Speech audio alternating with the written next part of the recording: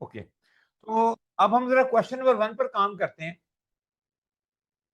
और question number 1 के अंदर देखो, उसने सबसे पहले तो आप नोटिस करो कि उसने कहा प्रिपेयर ए रिपोर्ट। तो आपको मैंने बताया था कम्युनिकेशन के मार्क्स होते ही रिपोर्ट को बनाने के हैं। इस पे आपने जरूर नोट कर देना है कि रिपोर्ट आपने बनानी किसके उसको देनी है। तो यहां पर रिपोर्ट बना के दी जा रही है board of director of Campai company. तो टू स्टार्ट विद मैं आंसर में आता हूं। आप जरा नया पेज ही ले लेते हैं हम।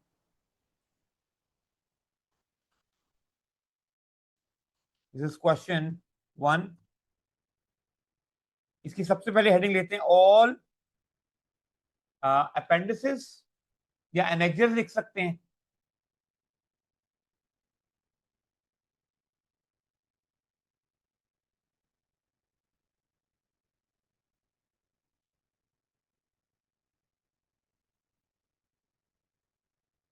आर इन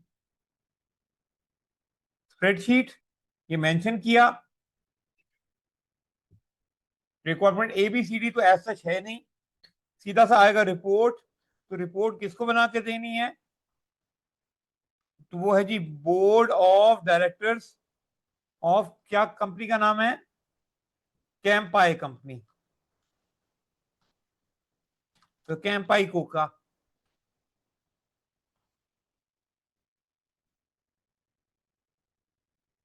अब क्या क्या हमने इस रिपोर्ट में बनाना है?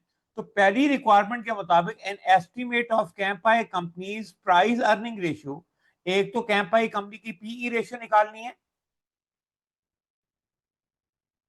And the additional value created from the acquisition. दूसरी चीज आपने क्या निकालनी है? एडिशनल वैल्यू क्रिएटेड यानी साइनर्जी वैल्यू। तो दो चीजें मांगी उसने। एक तो इसमें खैर इंट्रोडक्शन आ जाएगा,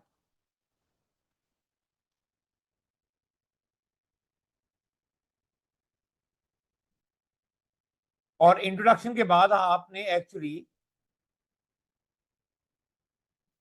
पीई रेशियो बतानी है,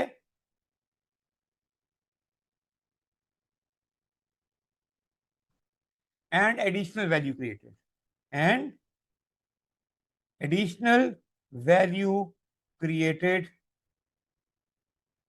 या एडिशनल वैल्यू क्रिएटेड की जगह पे मैं साइनर्जी वैल्यू भी लिख सकता हूं, क्योंकि इसका मतलब साइनर्जी वैल्यू ही होता है।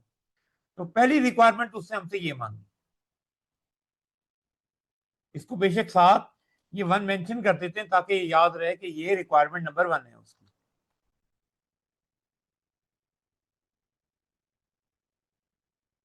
दूसरा उसने कहा estimate the percentage gain on the share holder wealth of Campai company and Scal company share holder under the cash offer. तो नंबर 2 में उसने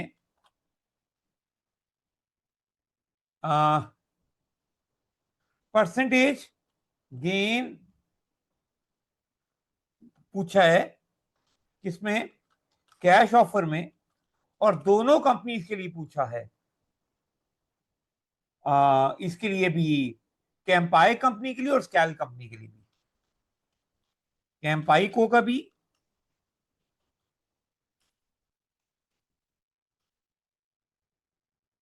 और स्कैल को का भी।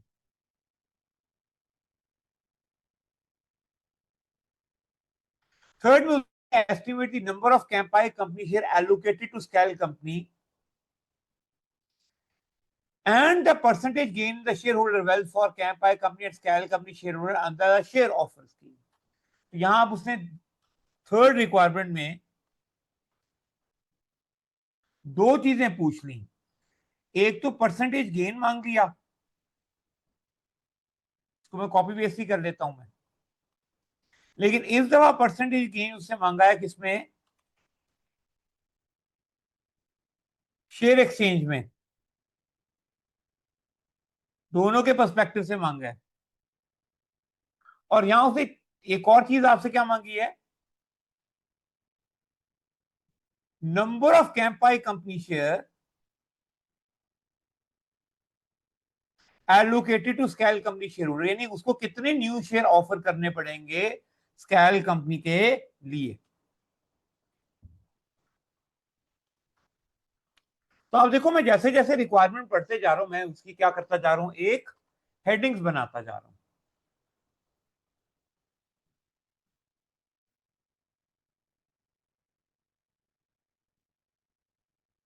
फिर उसने फोर्थ में क्या, discussion of the acceptability of the cash and share of share exchange Campai company and Scal company, including the assumptions made in estimating the additional value of the acquisition.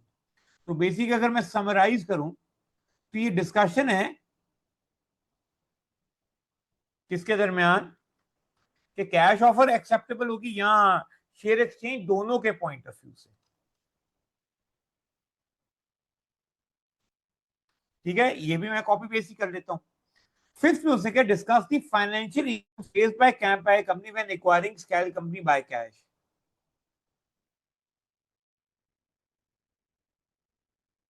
और फिर उसने कहा है कि B and briefly conclude whether mix offer would be a better choice.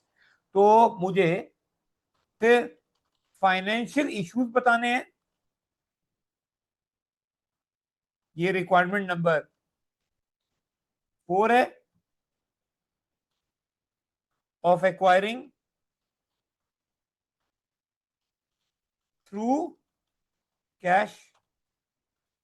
और इसी के साथ साथ उसने कहा है कि कंक्लूड करो whether mixed offer is a better choice. अगर मैं मिक्स ऑफर कर दूं तो वो क्या बेहतर चॉइस तो नहीं होगी, मुझे इसके ऊपर उससे क्या डिस्कशन करो।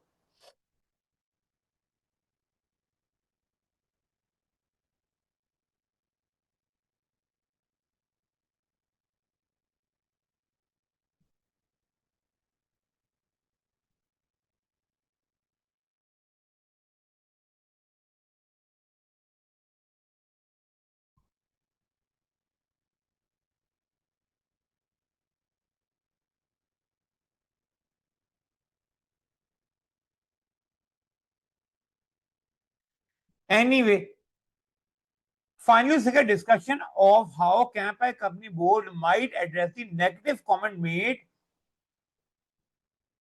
about the factory closure। तो मुझे पॉइंट नंबर 5 मुझे बताना है कि मैंने मिस कर दिया कोई, सॉरी, ये पॉइंट नंबर 4 था,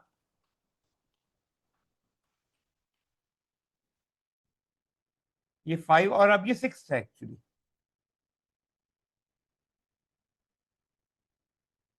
तो क्या है कि कैसे बोर्ड जो है वो एड्रेस करेगा negative comment, how board addresses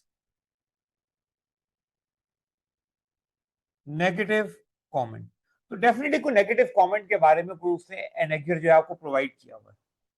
eventually सबके बाद आपने क्या करना है, रिपोर्ट को कंक्लूड करना है ना। क्यों, यही रिपोर्ट का फॉर्मेट बनेगा। यहां तक किसी का कोई सवाल?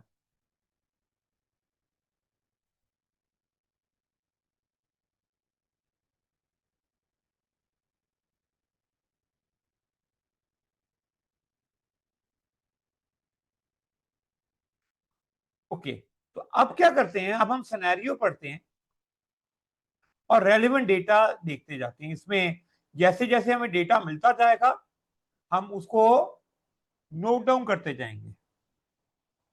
और यहाँ पे इंट्रोडक्शन क्योंकि इंपॉर्टेंट है, तो हमें ब्रीफ सिचुएशन भी समझनी है कि कैंपाई कंपनी, क्योंकि कैंपाई कंपनी के बोर्ड को रिपोर्ट लिख रहे हैं, तो कैंपाई कंपनी की वो क्या सिचुएशन है। तो कहते हैं Campai company is a large listed company involved in the production of machinery for the logistic industry. Recently, it has been growing successfully by undertaking strategic acquisition for competitor companies. It has made initial inquiries about acquiring scale company. तो important point ये है यहाँ पे कि ये company अपनी same industry के अंदर ही कंपेटिटर्स को अक्वायर कर रहा है ना। तो अपनी सेम इंडस्ट्री सेगमेंट में ही एक्विजिशंस कर रहा है, इसके अंदर बिजनेस रिस्क चेंज नहीं होगा। Business risk should be same, है ना। अब वो it has made initial enquiries of Scal company, जो कि एक लार्ज अनलिस्टेड कंपनी है। ये उसने कहा कि this would be an important strategic acquisition for Campai company, ये एक स्ट्रेटेजिक एक्विजिशन है। तो यहां मेरा ख्याल है कि इंट्रोडक्शन हो गया कि सिचुएशन क्या है। तो यहां पे मैं लिख लेता हूं इंट्रोडक्शन, साथ पहले लिख लेता हूं।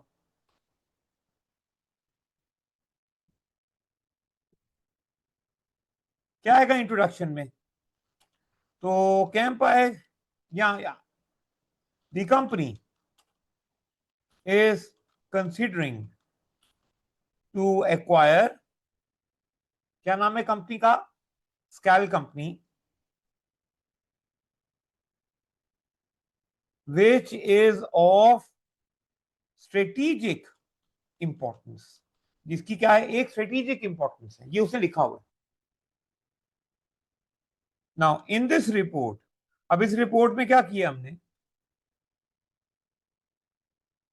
तो टेक्निकली अगर आप देखो उसने पीई रेशियो, एनर्जी वैल्यू, कितना परसेंटेज गेन होगा कैश ऑफर में कैंपाई और स्कैल कंपनी को, शेयर एक्सचेंज में कितना होगा, और इवेंचुअली उसने डिस्कशन मांगी। तो पॉइंट नंबर 4 तक अगर आप कंक्लूड करो तो यहां सब कुछ क्या चल रहा है, इवैल्यूएशन ही चल रही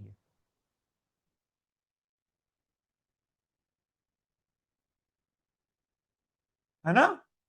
तो in this report we have evaluated the possible acquisition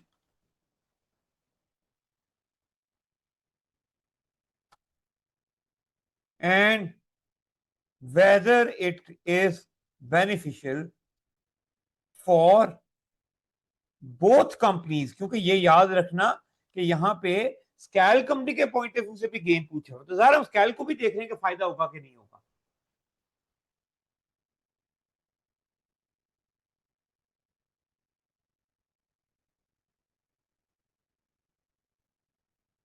है ना।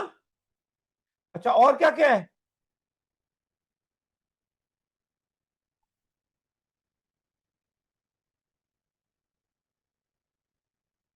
The report also covers the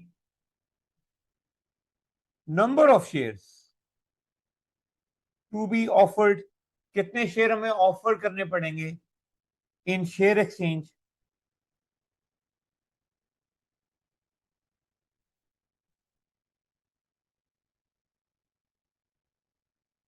ठीक है जी।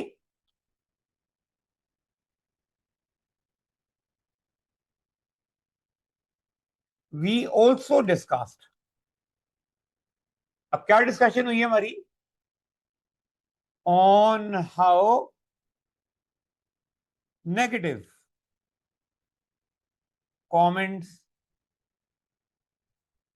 कैन बी रिस्पॉन्डेड, क्योंकि आखिरी रिक्वायरमेंट में उसने यही पूछा है कि मुझे बताओ कुछ नेगेटिव कमेंट्स हैं, उसको कैसे आप रिस्पॉन्ड करोगे। तो ये मिला के आप देखो आपका इंट्रोडक्शन जो है वो कंप्लीट हो गया। समझ आ गया आपको ये?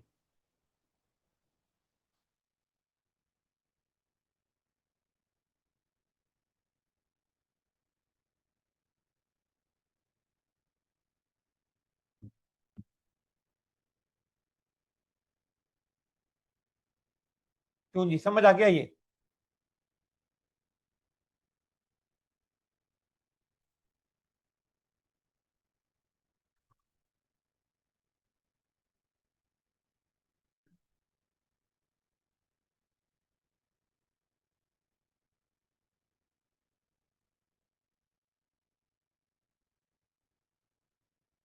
अच्छा अब क्या करते हैं हम जरा कैलकुलेशन पर चलते हैं, यानी एक्सेल पर चलते हैं। ये मैं क्वेश्चन नंबर 1 पे आ जाता हूं। तो पहला एनेक्जर क्या बनेगा, मैं एनेक्जर ए या अपेंडिक्स ए लिख सकता हूं।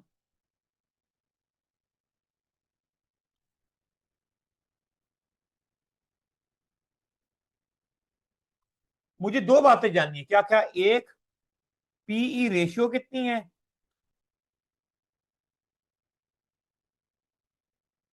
ऑफ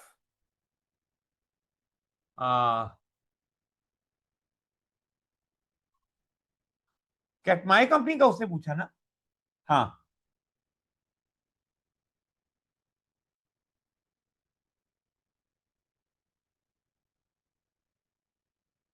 और इसी के साथ साथ उसने पूछा था साइनर्जी वैल्यू भी, तो हम दोनों ही कैलकुलेट करेंगे। लेकिन अब इसके लिए क्या करते हैं, रेलेवेंट डेटा एक्सट्रैक्ट कर लेते हैं। तो मैं वापस आता हूं क्वेश्चन की जाने। अच्छा, अब देखो नीचे अगले पैराग्राफ में कहता है कैंपाए, कैटमाई लिख दिया मैंने, कैंपाई है कंपनी का नाम। इधर ठीक लिखा था, इधर ही गलत लिखा मैंने।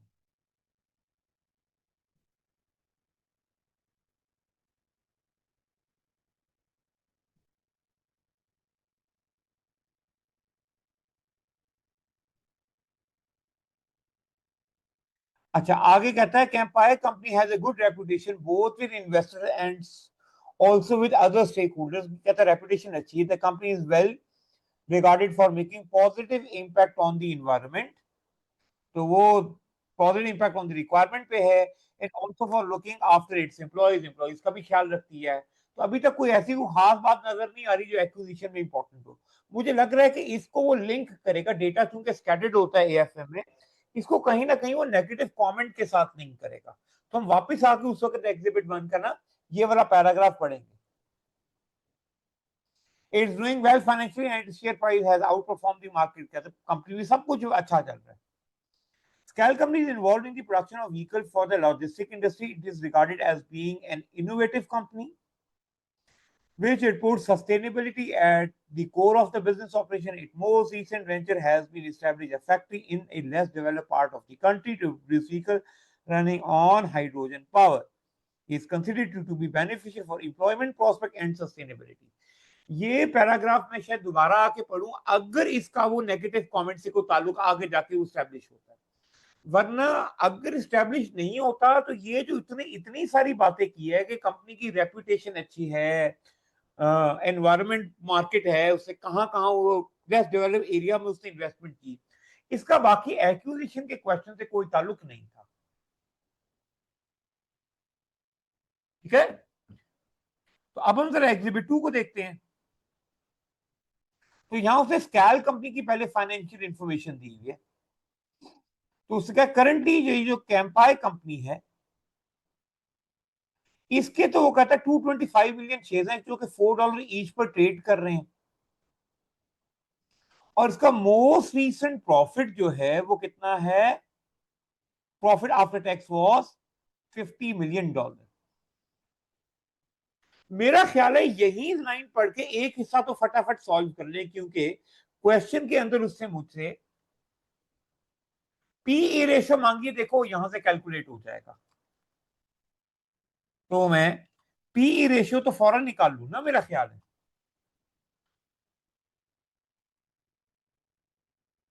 और पीई रेशियो कैसे आएगी?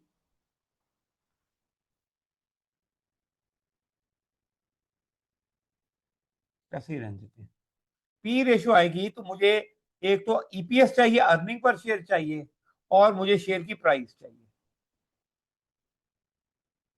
तो ईपीएस तो गिवन है, और गिवन नहीं है, सॉरी, कैलकुलेट हो जाएगा, क्योंकि $50 मिलियन उसका प्रॉफिट है और 225 मिलियन शेयर्स हैं, है ना? तो इक्वल 50 डिवाइडेड बाय 225 मिलियन करूंगा तो मेरे पास अर्निंग पर शेयर आ जाएगा 0.22 का।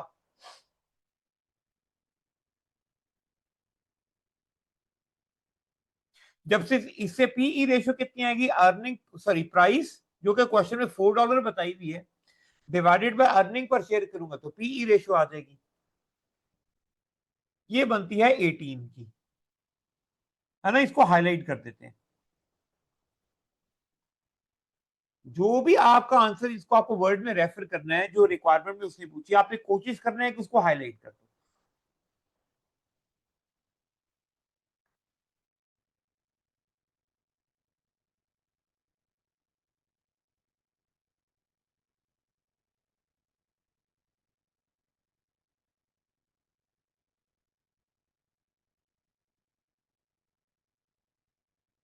ठीक है, तो मैंने कहा जो चीजें कैलकुलेट हो रही है वो तो मैं फौरन लिख।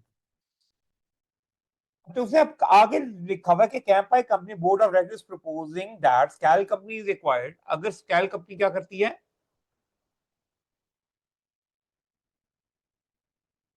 एक्वायर कर लेती है,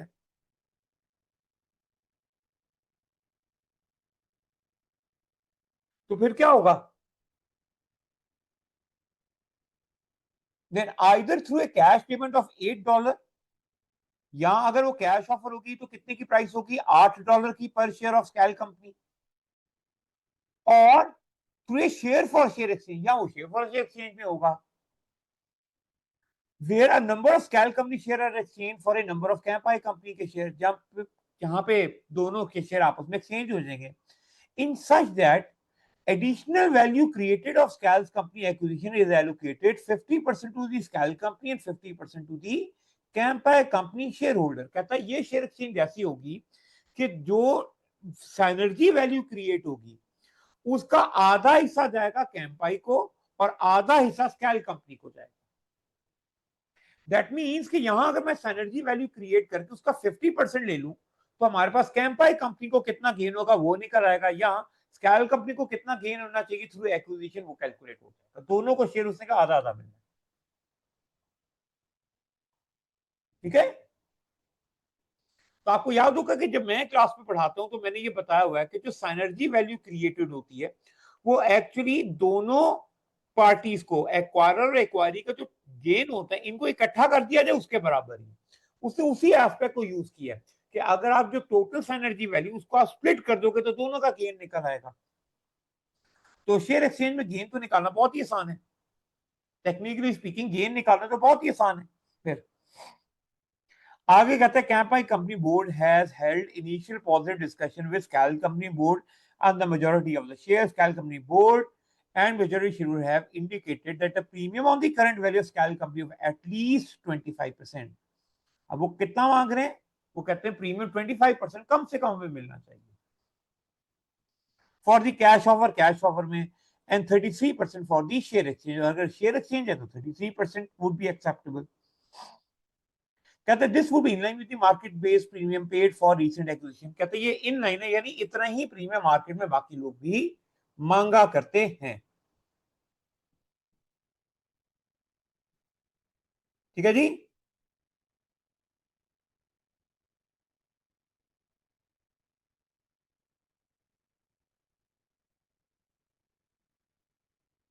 नाउ आगे कहता है स्कैल्स कंपनी का प्री एक्विजिशन वैल्यू के ऊपर, यानी ये करंट वैल्यू। तो स्कैल कंपनी के उसने कहा 40 मिलियन शेयर में, ये बड़ी इंपॉर्टेंट इंफॉर्मेशन है कि उसके अभी करंट नंबर ऑफ शेयर्स कितने हैं, and it has $80 million long term debt, और उसकी जो टोटल डेट है वो $80 मिलियन का है, on which interest is payable eight an annual rate of 6%। उस पे इंटरेस्ट कितना है वो भी उसने बता दिया। स्कैल कंपनी का जो रीसेंट पीबीआईटी है वो 26.3 मिलियन का है, after deducting 16.2 million tax allowable depreciation. इस पे डेप्रिसिएशन स्कैल कंपनी की कितनी है वो भी उसने बता दी, और and other non cash expenses, और नॉन कैश एक्सपेंसेस भी इसमें शामिल है। उसने कहा scalp company makes an annual investment of $14.1 million in non current assets and working capital. तो ये लग रहा है, इंडिकेट कर रहा है कि ये सवाल फ्री कैश फ्लो की तरफ जा रहा है। It is estimated that the company's cash flow will grow at an annually by 4% for the foreseeable future। उसने कहा ये भी हम एज्यूम कर रहे हैं कि ये जो ग्रोथ है ये कितनी है, 4% फोरसीएबल फ्यूचर तक। कॉस्ट ऑफ कैपिटल जो है एस्टिमेटेड स्कैल कंपनी का वो है 11% पे, और जो रेट ऑफ टैक्स है वो क्वेश्चन में उसने 20% का हमें मेंशन कर दिया।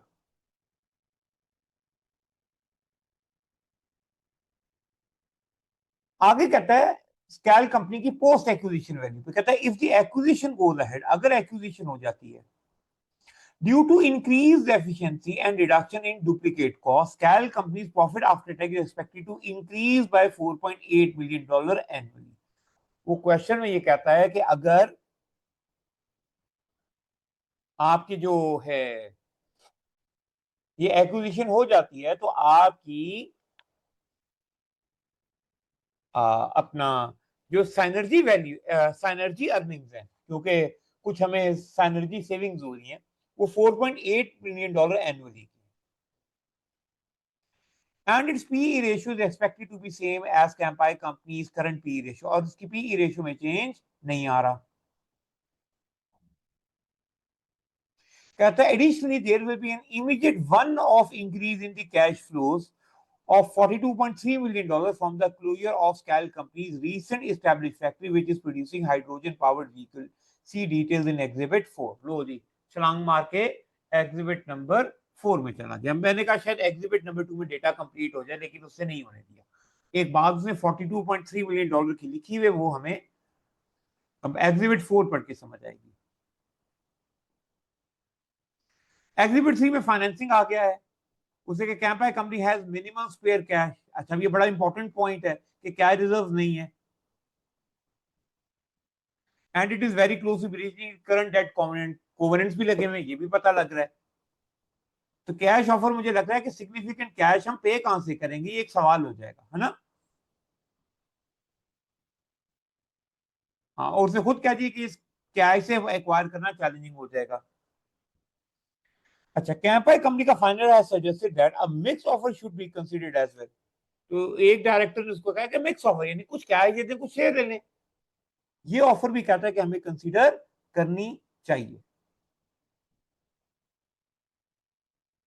आगे FT thinks that offering some cash and some Campai company share to acquire Scal company would be the better choice for Campai। कहता है ये मिक्स ऑफर जो है वो ज्यादा बेहतर चॉइस है। इसके ऊपर भी आपको याद होगा उसने क्वेश्चन पूछा ही हुआ, तो ये इंपॉर्टेंट है, हम दोबारा इस पे डिस्कशन के वक्त इस इन सेंटेंसेस को दोबारा एक दफा देख लेंगे। एग्जिबिट 4 में आते हैं, तो scalp company has recently established a factory producing vehicle which use hydrogen power. जैसे कि मैंने अभी भी एक फैक्ट्री लगाई है।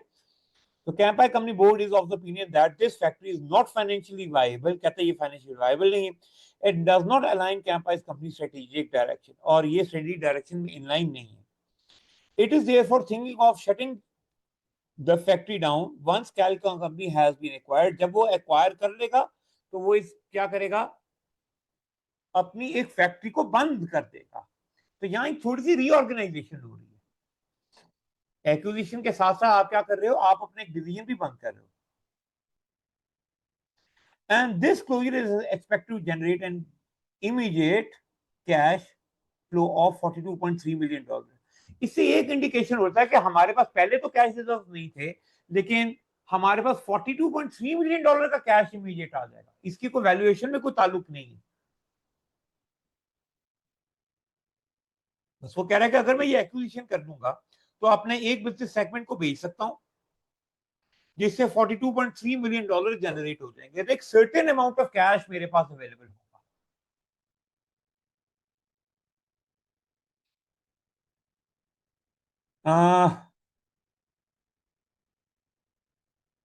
कहता है an internal memo about the possible closure of the factory was obtained and published by the popular press।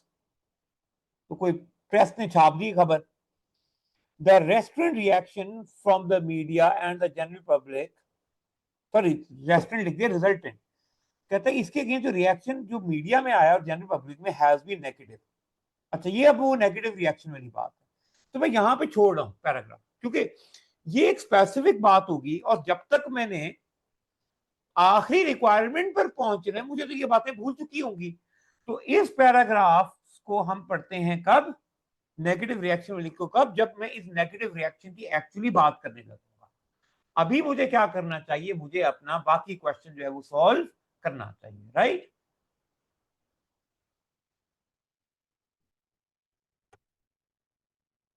ठीक हो गया।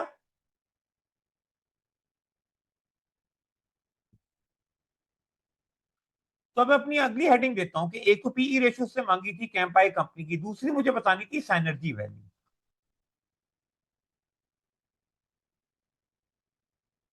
और साइनर्जी वैल्यू कैसे निकालते हैं, तो आपको पोस्ट एक्विजिशन वैल्यू चाहिए,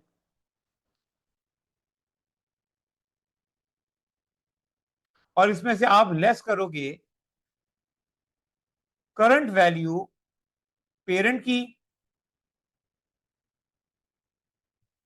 अच्छा, current value of the parent company तो कितनी है, वो तो एक तरह की गिवन है।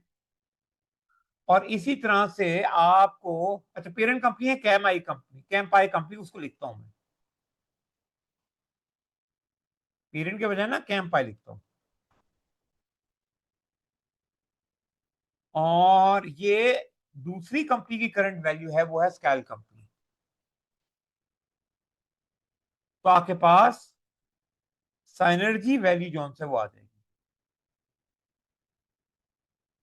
ठीक है।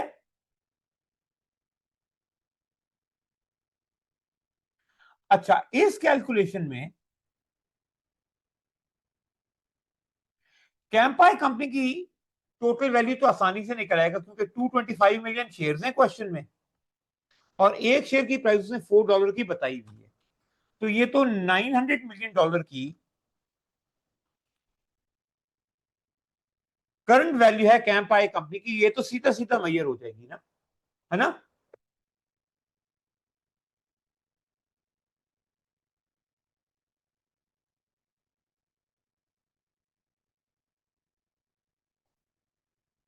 ऐसा ही है ना।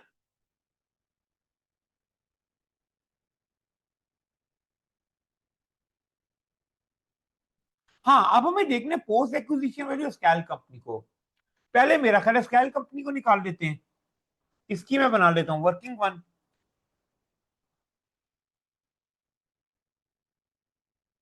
इसको आगे लिखता हूं मैं, वर्किंग वन।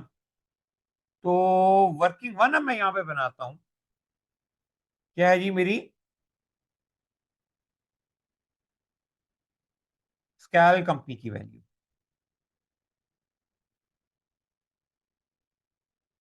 ये अगर मैं देखूं तो इट सीम्स के वो फ्री कैश फ्लो मेथड से बना रहा है, तो सबसे पहले हम निकाल लेते हैं current free cash flows, FCF लिख लेता हूं बस।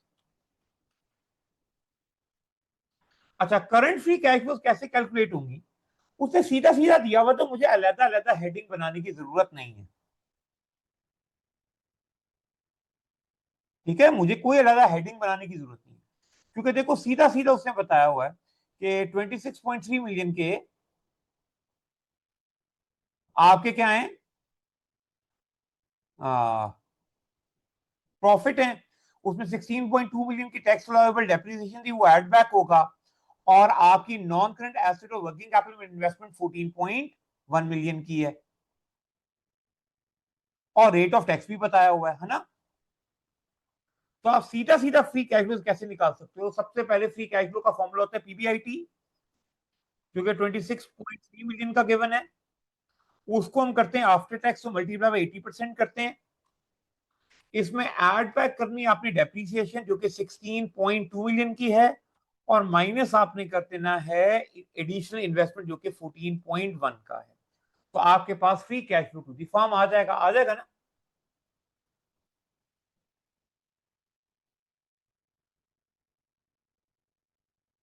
क्यों जी, ऐसे ही आएगा ना।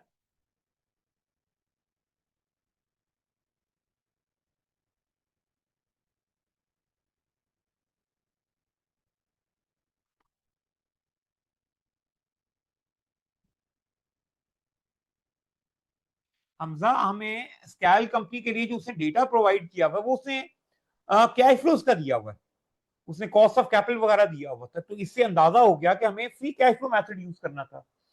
तो उसने स्कैल कंपनी का पीबीआईटी दिया था, मैंने मल्टीप्लाई बाय 80% कर दिया, तो आफ्टर टैक्स आ जाएगा प्रॉफिट। और इसमें अगर मैं ऐड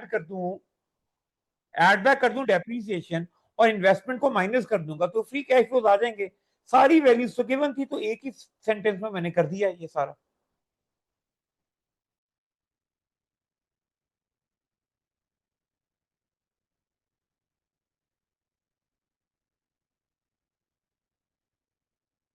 नहीं अली, पीई रेशियो नहीं हो सकता। अच्छा क्यों नहीं हो सकता?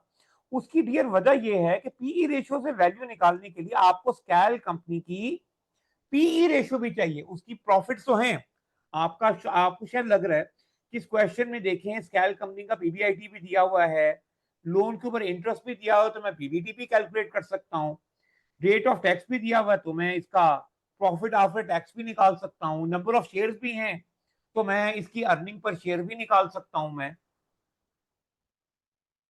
है ना अली, यही बातें देख रहे हो ना? लेकिन स्कैल कंपनी की वैल्यू निकालने के लिए आपको स्कैल कंपनी की पीई रेशियो भी तो चाहिए, वो गिवन नहीं है।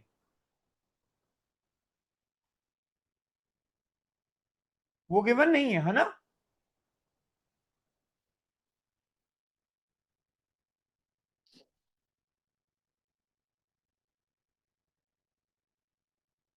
ऐसे ही है ना, तो हम कैलकुलेट ही नहीं कर सकते थे पीई रेशियो से। तो आपकी current free cash flow to firm कितनी? 23.14। अब ये फ्री कैश फ्लो उसने कहा कि ग्रो करेगी कितने से? 11% से। ये तो करंट है ना, जबकि जो कॉस्ट ऑफ, सॉरी 11% नहीं 4% है, सॉरी 4% से ग्रो करेगी और 11% उस पर कॉस्ट ऑफ कैपिटल है। तो इससे वो परपेचुटी फैक्टर यूज करके मैं इससे वैल्यू निकाल लेता हूं। तो वैल्यू ऑफ दी बिजनेस कितना होगा? वो आएगी जो आपकी करंट फ्री कैश फ्लो है multiply by 1.04 divided by 11% minus 4% से, क्योंकि ये ईयर 1 से ऑनवर्ड जब ये परपेचुटी में जाना है तो यहां परपेचुटी फैक्टर लग जाएगा।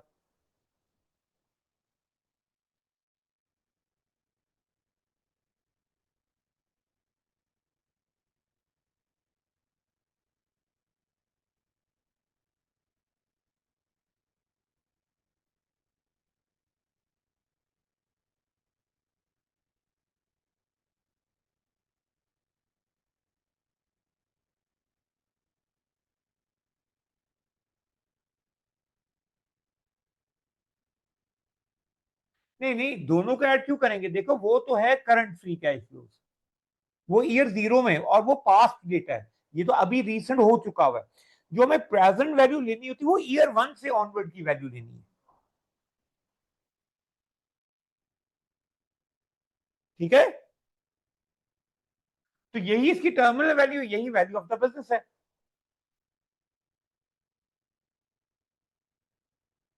तो ये बनते 343.79, लेकिन ये है टोटल वैल्यू, इसमें तो डेट भी है, इसमें तो डेट भी है ना?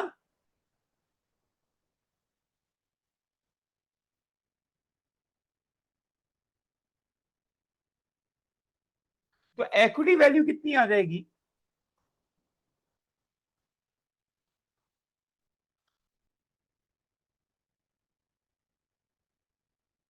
ये आएगी जो आपने टोटल वैल्यू निकाली, इसमें वैल्यू ऑफ डेट को निकाल दो, वो क्वेश्चन में बताई हुई थी 80 मिलियन की है, तो वो 80 माइनस कर दो, तो आपके पास इक्विटी वैल्यू कितनी आती है? 263.79। इसको मैं रेफर कर देता हूँ ये ऐसे।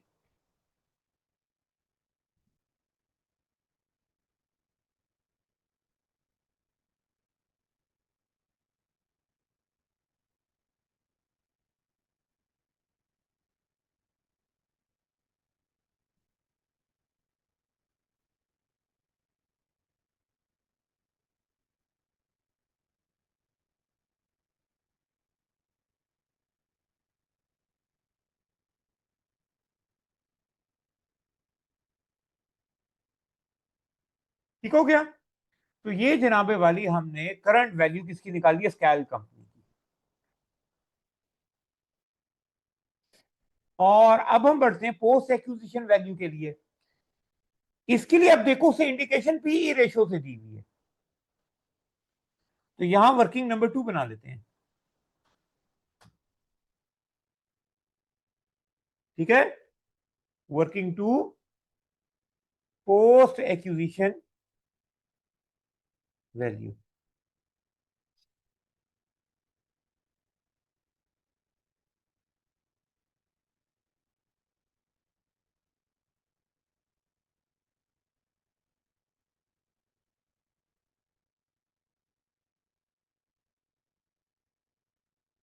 तो पोस्ट एक्विजिशन वैल्यू जो है वो इंडिकेट हो रहा है अर्निंग बेस से, है ना।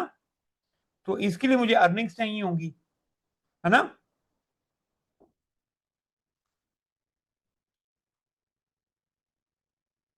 कंबाइंड अर्निंग्स, बिल्कुल अलग लिख लेता हूं मैं लिखता हूं अर्निंग्स मुझे चाहिए कैंपाई की, मुझे अर्निंग्स चाहिए स्कैल की,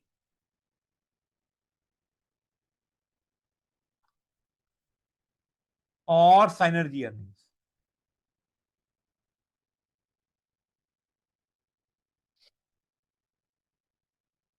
इनको मैं कैलकुलेट करूंगा तो मेरे पास सबसे पहले टोटल अर्निंग्स आ जाएंगी। पी रेशो से क्या चेंज नहीं हो रही, तो मैं इस टोटल अर्निंग को जब पीई रेशो से मल्टीप्लाई करूंगा तो मेरे पास value of the value of combined company आ जाएगा, यानी पोस्ट एक्विजिशन वैल्यू। अब कैंपाई की अर्निंग्स कितनी है वो क्वेश्चन में उसने बताया हुआ था, जहां पे हमने ये ये रहा $50 million आफ्टर टैक्स, ये तो गिवन है। इसके अलावा साइनर्जी अर्निंग्स कितनी है,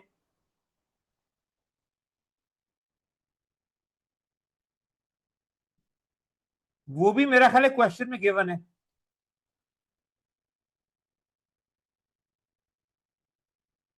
ठीक है, और ये भी आफ्टर टैक्स ही है। मैं 1 मिनट करता हूं। आप कह रहे हो स्कैल कंपनी की इक्विटी वैल्यू पे, ये तो बहुत आसान है डियर, मैंने इसमें से बस -80 की है, क्योंकि $80 million क्वेश्चन में उसने बोला था डेट की वैल्यू। वो क्वेश्चन में देखो उसने बताया होगा, हम free cash flow to firm के मेथड से टोटल वैल्यू निकालते हैं, उसमें से डेट को एक्सक्लूड करेंगे तो इक्विटी वैल्यू आएगी।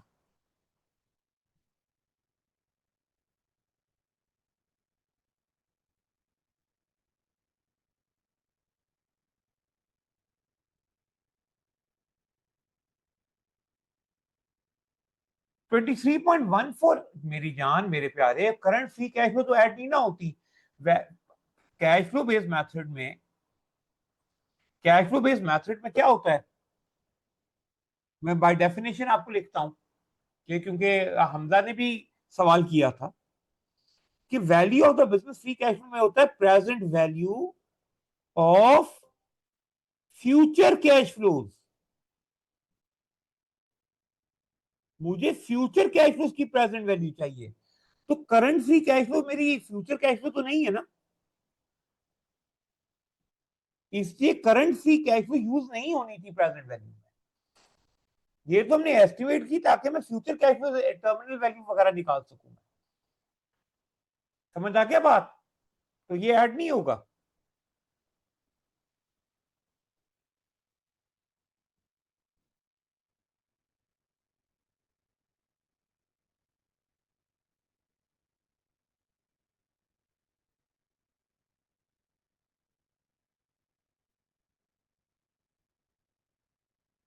ठीक हो गया। चलें, अब रह गई बारी अर्निंग स्कैल कंपनी की। तो स्कैल कंपनी की आप अर्निंग कैसे लोगे,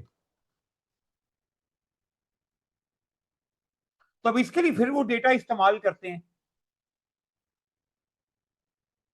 क्योंकि स्कैल कंपनी का उसने आपको पीबीआईटी दिया हुआ है ना। ये रहा डेटा 26.3 मिलियन का, ब्रैकेट में करते हैं 26.3 मिलियन। लेकिन इस 26.3 मिलियन में से आप सबसे पहले तो इंटरेस्ट माइनस करोगे तो पीपीटी आना है ना। तो 80 मिलियन के ऊपर 6% का इंटरेस्ट है, तो जब आप 26.3 मिलियन में से माइनस कर दोगे 80 मिलियन पर 6%, तो इंटरेस्ट माइनस हो जाएगा तो पीपीटी बन जाएगा ना। इसमें 20% टैक्स है, तो अगर आप इसको मल्टीप्लाई बाय 80% कर दो तो आपके पास आफ्टर टैक्स प्रॉफिट आ नहीं जाएगा। पीबीआईटी था पहले, उसमें से इंटरेस्ट माइनस किया तो पीबीटी बन गया, फिर मैंने 80% से मल्टीप्लाई किया तो आफ्टर टैक्स प्रॉफिट आ गया, आ नहीं गया।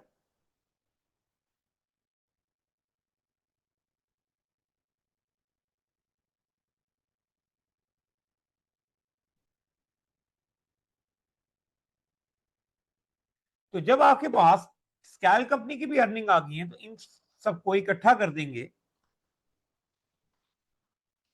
तो आपके पास टोटल अर्निंग्स आ जाएगी जो कि 72 मिलियन की बनती है ना। अब क्वेश्चन के मुताबिक पीई रेशियो में चेंज चूंकि नहीं आ रहा तो क्या करेंगे, जो हमने पीई रेशियो निकाली हुई है 18 की उसको मल्टीप्लाई कर देंगे टोटल अर्निंग के साथ, तो ये total value of combined company बनती है 1296 की।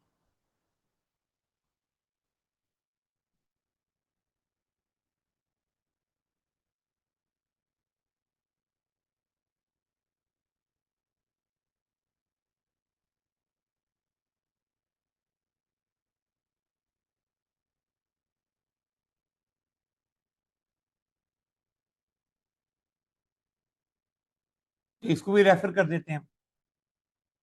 तो ये आपको समझ आ गया ये कैसे कैलकुलेट हुआ सारा? काफी हद तक क्वेश्चन जो है वो कंप्लीट होने के करीब है।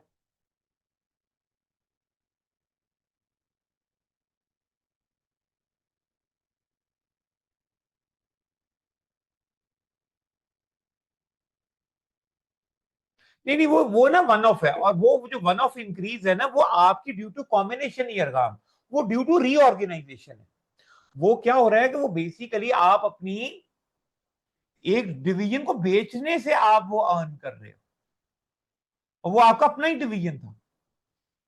तो एक्चुअली बस उससे इंडिकेशन ये हो रही है कि 42.3 मिलियन डॉलर का आपके पास कैश इनफ्लो हो जाएगा, आपके पास एक एक्स्ट्रा कैश आ जाएगा जिससे आप कंपनी खरीद सकते हैं। बस कैलकुलेशन में उसके कोई फर्क नहीं पड़ना था।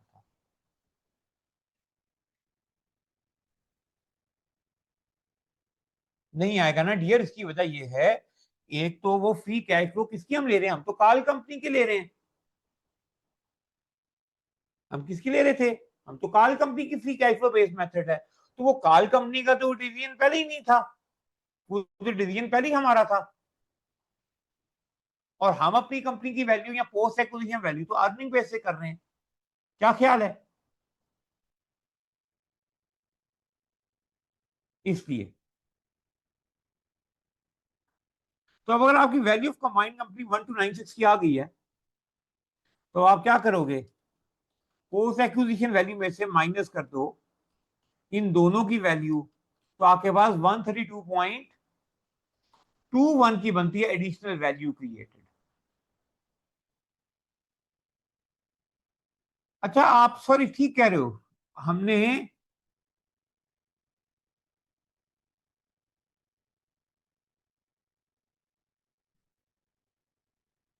ठहरो ठहरो ठहरो, नहीं नहीं ऐसा ही होगा।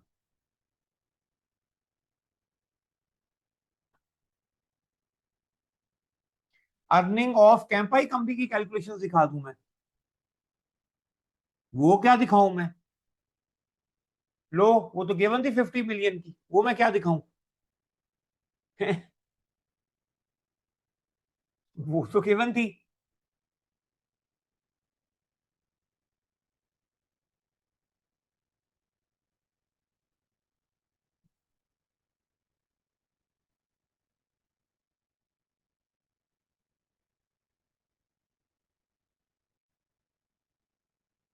अच्छा वैल्यू ऑफ कंबाइंड कंपनी में अलबत्ता आएगा सच, यहां पर सच ये प्लस होगा, क्योंकि जब ड्यू टू कॉम्बिनेशन आपकी कंबाइंड कंपनी की जो टोटल वैल्यू है, एक तो दोनों कंबाइन हो रही है ना, एक तो दोनों कंबाइन हो रही है ना, इसमें अब मुझे एकदम अब ये क्लिक कर रहा है कि जो हमने डिवीजन बेचा है वो भी तो हमारा इन्फ्लो हो गया, ड्यू टू कॉम्बिनेशन वो भी तो हमारे पास कैश आ जाएगा, तो वो भी तो कंबाइंड कंपनी की वैल्यू में आना चाहिए।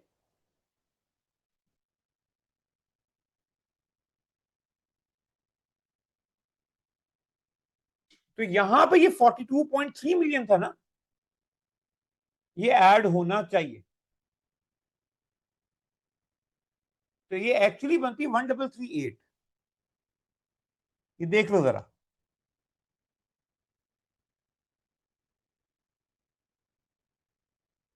नहीं माइनस नहीं होगा डियर, देखो हुआ क्या आपके, मैं इसको इस तरह से आपको समझाता हूं। ये वैल्यू तो होगी आपकी करंट आफ्टर दी कॉम्बिनेशन, लेकिन इसके साथ साथ हमारी जो कंबाइन कंपनी की वैल्यू है $42.3 मिलियन हमने और अर्न कर लिए हैं, ये हमने मजीद अर्न कर लिए हैं।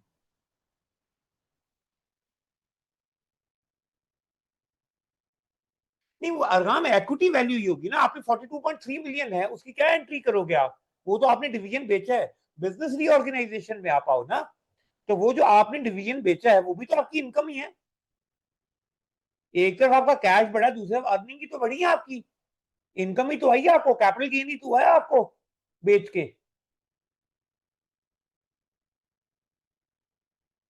तो बेसिकली मैं कैश की वजह से नहीं इसको ऐड कर रहा हूं, मैं एक्चुअली ऐड कर रहा हूं जो कैपिटल गेन हुआ है आपको।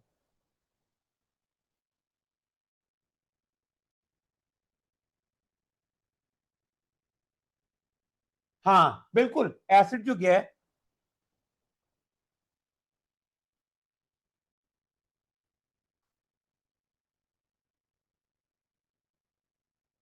तो ये एक्चुअली 1338 होना चाहिए, जिससे आपका जो टोटल गेन है वो 174.51 मिलियन होना चाहिए।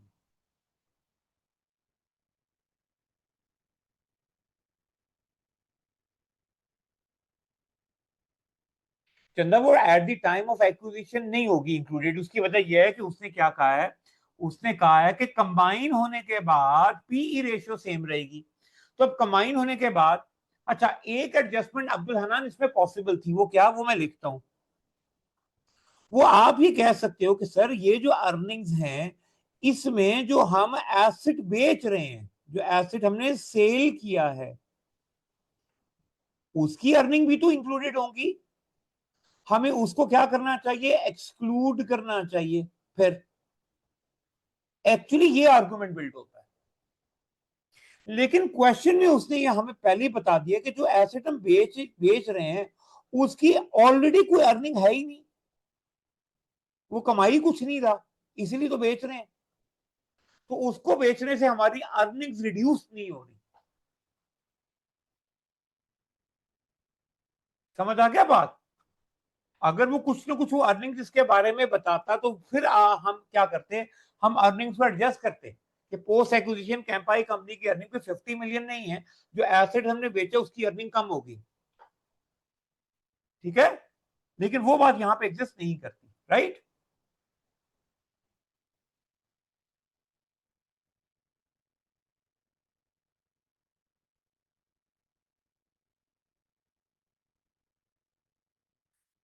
तो ये एनएक्यूर ए एटलीस्ट मुकम्मल हो गया, इसको लिख लेते हैं अपने आंसर में साथ साथ कि पीई रेशियो कितनी है। तो पीई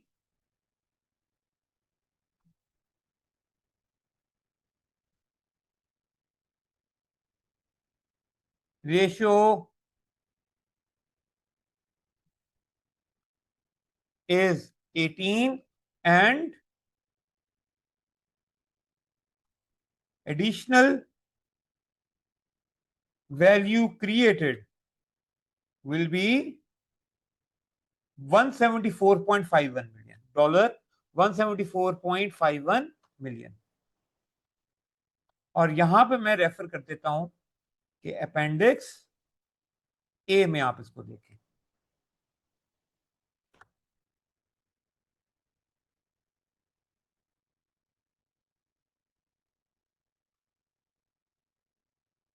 हमजा मुझे बताओ, साइनर्जी साइनर्जी वैल्यू मीट कर रही है? साइनर्जी वैल्यू का आंसर देखो, आप फाइनल आंसर देखो, क्योंकि उसका मेथड हो सकता है फर्क हो, जिससे आपको बात समझ ना आ रही हो। सेम है ना, फिर ये फिर हमारा आंसर ठीक है। उसका ना कोई मेथड हो सकता है फर्क हो, ठीक है। वो क्यों ऐड कर रहा है वो मैंने भी आंसर देखा नहीं है, तो मैं उसको देख के एक्सप्लेन कर सकता हूं।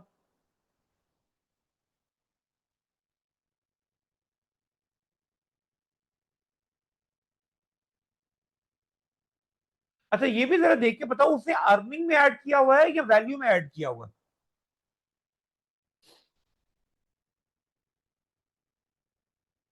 क्योंकि वन ऑफ है ना, वैल्यू में किया हुआ है ना। हाँ, आप नोटिस करना कि वो वहां पे जहां पे उसने ऐड किया हुआ है ना, वो कंबाइन वैल्यू निकाल रहा होगा।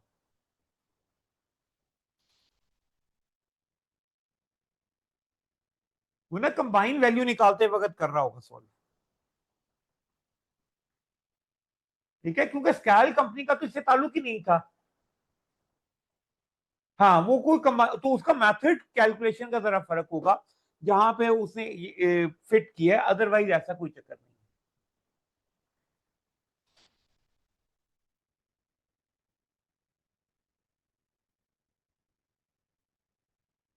चलें जी, आप एनेक्जर बी पे चलते हैं या अपेंडिक्स बी पे चलते हैं।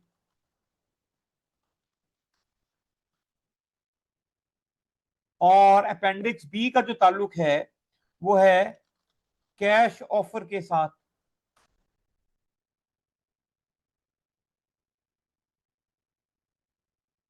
बल्कि गेन निकालना है यूजिंग कैश ऑफर। अच्छा, यहां क्वेश्चन के मुताबिक हमें दोनों के पर्सपेक्टिव से लिखना है। एक्वायरर जो कि कैंपाई कंपनी है, share holder of Campai company, और दूसरी तरफ है एक्वायरी जो कि शेयर होल्डर है किसके, स्कॉल कंपनी के, है ना।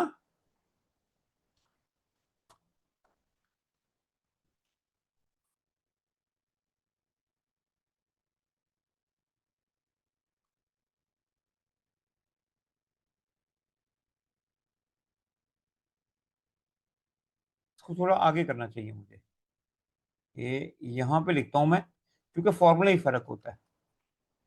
तो सबसे पहले स्टार्ट करते हैं कैंपाई कंपनी कैसे वैल्यू करता है। तो कैंपाई कंपनी वैल्यू करेगा कि वैल्यू ऑफ स्कॉल कितनी है पेरेंट पर्सपेक्टिव से, और इसमें से लेस कर देगा एक्विजिशन प्राइस,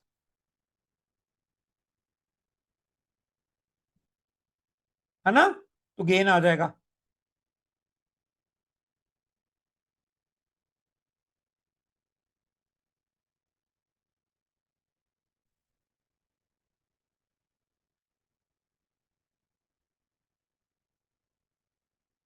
तो पहले इसको कैलकुलेट कर लेते हैं हम। तो पेरेंट पर्सपेक्टिव से वैल्यू कितनी बनती है, तो ये बन रही होती है कंबाइन कंपनी की value minus current value of the parent जो कि 900 है। तो पेरेंट के पर्सपेक्टिव से कैंपाई कंपनी की वैल्यू बनती है 438.3 मिलियन, जबकि एक्विजिशन प्राइस जो है वो 50 मिलियन शेयर है मेरा ख्याल है। कॉल कंपनी के 50 मिलियन शेयर है ना, और हमने एक शेयर कैश पे खरीदना है 8 मिलियन की, सॉरी $8 की। तो 400 की प्राइस हम पे करेंगे, तो हमें गेन कितना होगा, हमें गेन होगा 38.3 मिलियन का सिर्फ।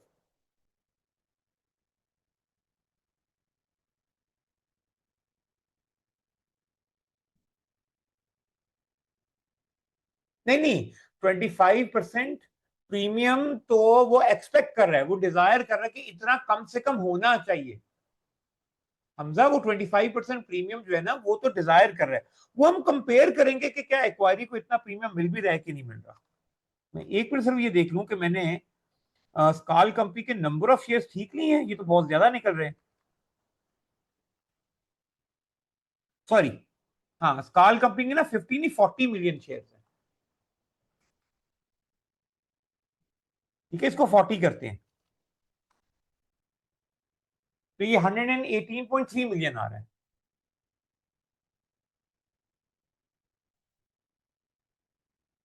ठीक है, जो 25% प्रीमियम दिया ना, उसे प्राइस नहीं दिया वो उसने कहा मैं एक्सपेक्ट कर रहा हूँ।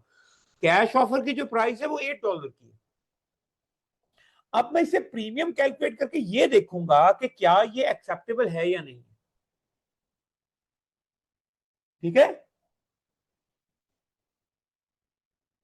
तो इसके लिए अब कैंपाई कंपनी का गेन हम परसेंटेज में निकाल लेते हैं, तो उसको कितने परसेंट बेनिफिट होगा। तो उसका तरीका ये था कि गेन को आपको डिवाइड करना होता है current value of the parent पे, जो कि 900 की थी। ये रहा 900। इसको परसेंटेज में एक्सप्रेस कर देता हूं मैं। तो इसका मतलब जनाब ये हुआ कि कैश ऑफर में पेरेंट कंपनी को जो गेन है वो तो 13.14% का बनता है।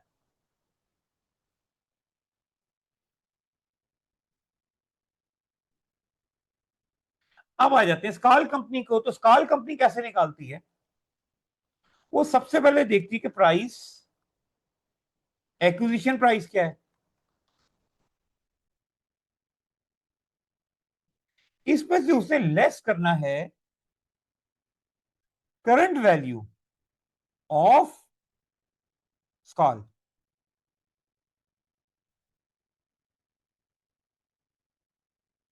उसने गेन ऐसे निकालना है। तो एक्विजिशन प्राइस तो कॉमन होगी इसमें 320 की।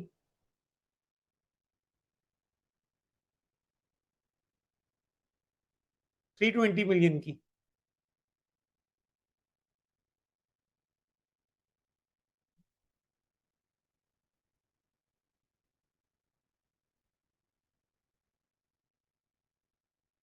ठीक है।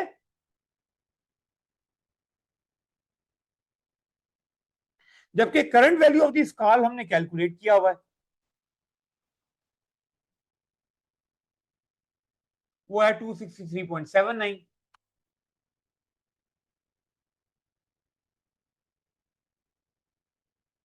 तो अब गेन कितना आएगा?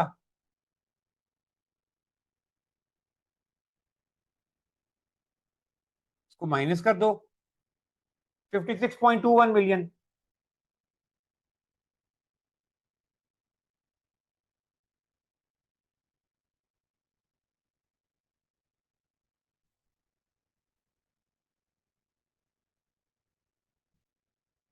इसी गेन को अगर मुझे परसेंटेज में देखना है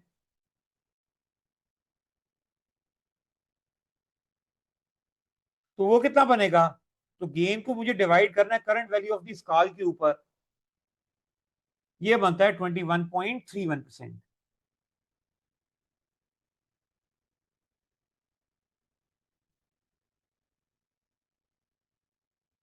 ठीक है। इससे एक्चुअली कंपेयर करना था। ये किसने कहा था मुझे पहले? हमजा। इससे एक्चुअली कंपेयर करना था कि उसको जो डिजायर था 25%, क्या वो मीट हो रहा है कि नहीं मीट हो रहा। एक्चुअली इससे डिजायर करना था हमें।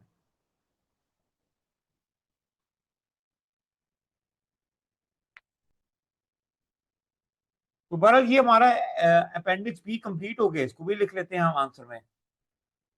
गेन कैश ऑफर में अपेंडिक्स बी।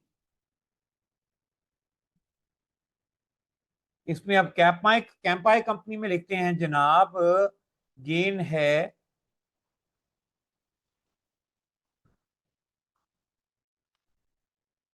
$118.3 मिलियन, और ये बनता है 13.14%।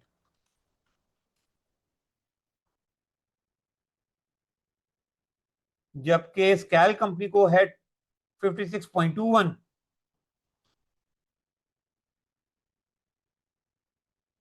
डॉलर, जो कि इक्वल है कितना? 21.31%। नहीं जनाब, ये भी सॉल्व हो गया हुआ है। ये भी सॉल्व हो गया। तो मुझे क्लियर हो गया ना ये?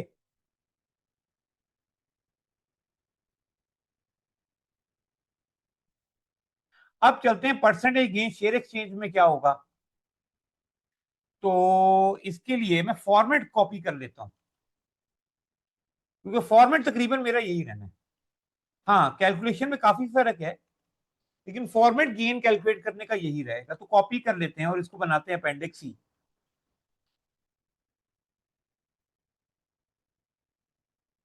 तो चेंज कर दो, कैश ऑफर नहीं, अब क्या है? Share exchange offer.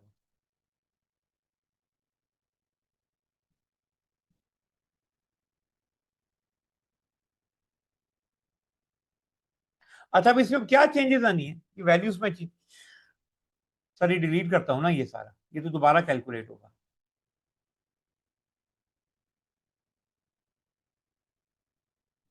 Even gain भी।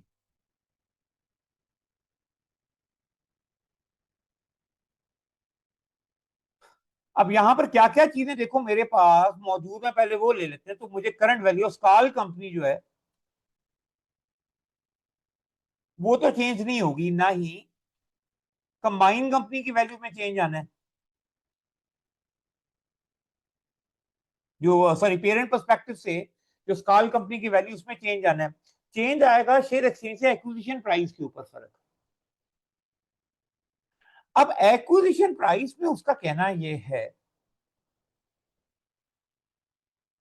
कि स्कॉल कंपनी को गेन होगा कितना।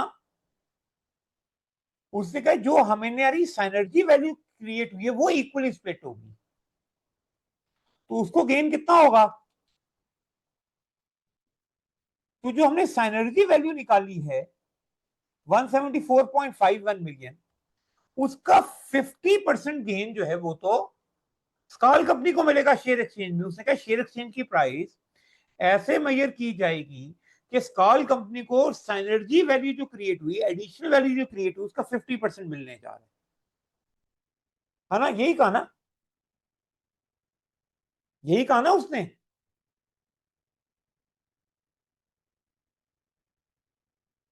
तो अब अगर मेरे पास गेन आ गया तो मैं एक्विजिशन प्राइस भी निकाल सकता हूं, दोनों को ऐड करके बैलेंसिंग, है ना? कि 351.05 मिलियन की प्राइस होनी चाहिए, और इस हिसाब से गेन कितना होगा वो भी कैलकुलेट किया जा सकता है। 33.08%।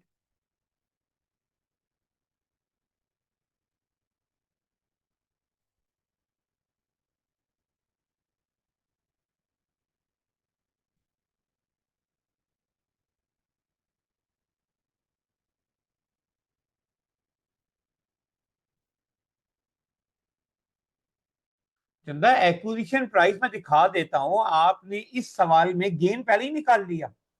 अब एक्विजिशन प्राइस में से करंट वैल्यू को माइनस करके गेन निकलता था, रिवर्स ऑर्डर में चले गए तो बैलेंसिंग निकल आया, रिवर्स कैलकुलेशन होगी ना। तो गेन तो हमने पहले ही निकाल लिया है कि 50% है, बता दिया उसने हमें।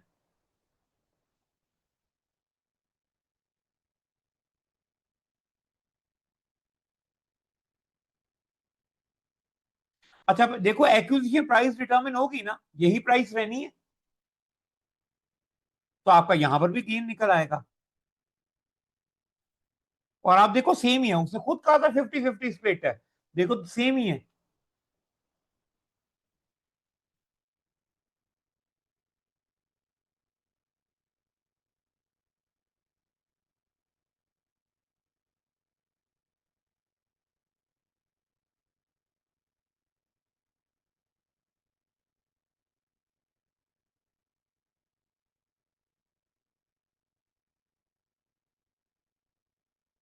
अब अगर सेम ही है तो गेन परसेंटेज कितना आएगा, gain divided by current value of the parent. इधर गया, ये रही कैप माई की करंट वैल्यू, तो ये बनता है 9.69%।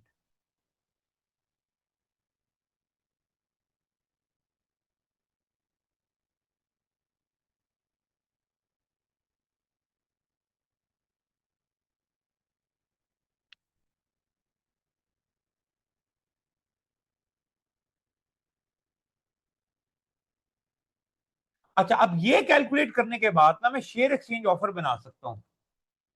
तो शेयर एक्सचेंज ऑफर के लिए एक तो मुझे चाहिए कि पोस्ट एक्विजिशन प्राइस कितनी हो जाएगी।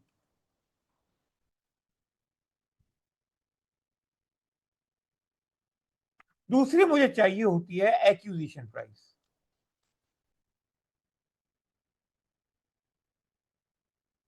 पोस्ट एक्विजिशन के बजाय ना मैं यहां पर लिखता हूं कंबाइन कंपनी प्राइस, वो जरा ज्यादा क्लियर हो जाएगा कि कंबाइन कंपनी की क्या प्राइस है और एक्विजिशन प्राइस कितनी है। पहले एक्विजिशन प्राइस निकाल लेते हैं। तो एक्विजिशन प्राइस टोटल तो है 351.05 मिलियन। ये है 40 मिलियन शेयर्स की, टारगेट कंपनी के तो 40 मिलियन शेयर्स थे ना।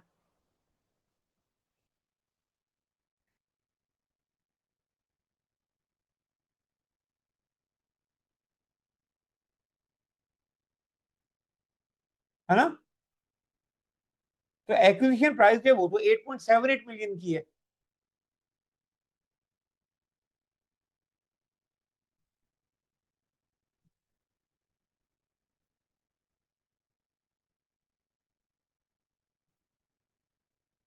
जबकि कंबाइंड कंपनी की प्राइस कितनी हो जाएगी, तो अभी देखो वो थी 4 की, लेकिन ये शेयर की प्राइस एप्रिसिएट करेगी कितने से, 9.69% से, क्योंकि 9.69% बेनिफिट हो गया तो उससे शेयर की प्राइस बढ़ जाएगी कंबाइंड कंपनी की।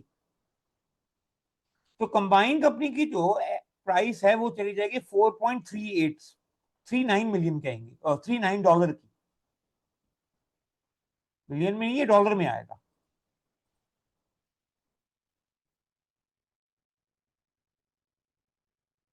ना शेयर एक्सचेंज में देखो कि जो शेयर एक्सचेंज होता है ना, उसमें कंबाइंड कंपनी की जो प्राइस होती है उसको मल्टीप्लाई करते हैं पेरेंट के शेयर के साथ और डिवाइड करते हैं टारगेट के नंबर ऑफ शेयर्स के साथ, ये होता है शेयर प्रोपोर्शन। तो हमारे पास एक्विजिशन प्राइस आ जाती है। अब इस दफा मेरे पास एक्विजिशन प्राइस भी है, मेरे पास कंबाइंड कंपनी की प्राइस भी है। तो अगर मैं कंबाइंड कंपनी की प्राइस को एक्विजिशन प्राइस से डिवाइड कर दूंगा, यानी इक्वल की दूसरी तरफ ले जाऊंगा, तो मेरे पास शेयर एक्सचेंज प्रोपोर्शन आ जाएगा। तो मैं लिख लेता हूं, शेयर एक्सचेंज प्रोपोर्शन कितना बनेगा, acquisition price divided by combined company price. ये तकरीबन 2 का बनता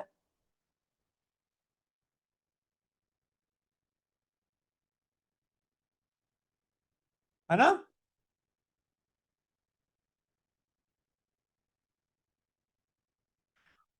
अच्छा अरगाम, उसने क्वेश्चन में सिर्फ ये नहीं कहा मुझे शेयर एक्सचेंज प्रोपोर्शन बता दो,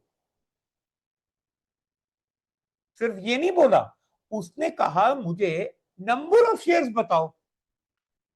तो नंबर ऑफ शेयर्स भी निकल आएंगे अब तो, कि न्यू शेयर कितने इशू करने पड़ेंगे।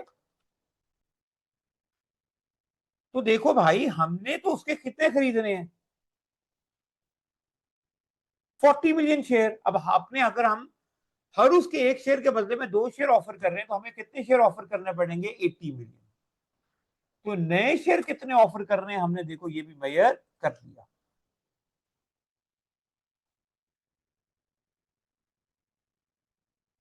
तो अब मेरा ख्याल है इसको भी लिख लेते हैं हम जाके वर्ड में। गेम कितना होगा,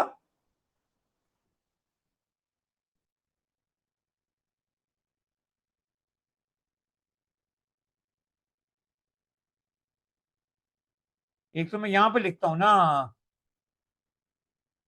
अपेंडिक्स सी। अच्छा जी, कैपमाई कंपनी को गेन होगा 87.25 मिलियन का।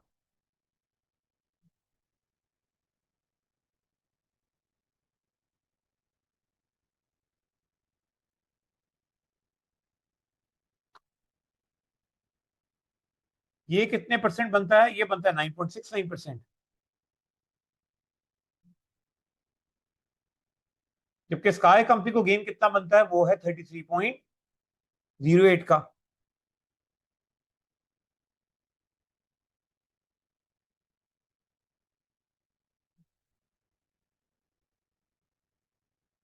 बनना 87.25 ही है,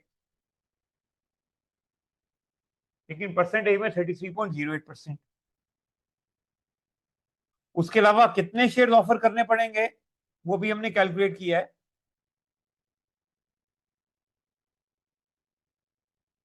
क्या, कि Capmai, sorry Campai, Campai company has to offer 80 80 million shares, 80 million share उसको ऑफर करने पड़ेंगे।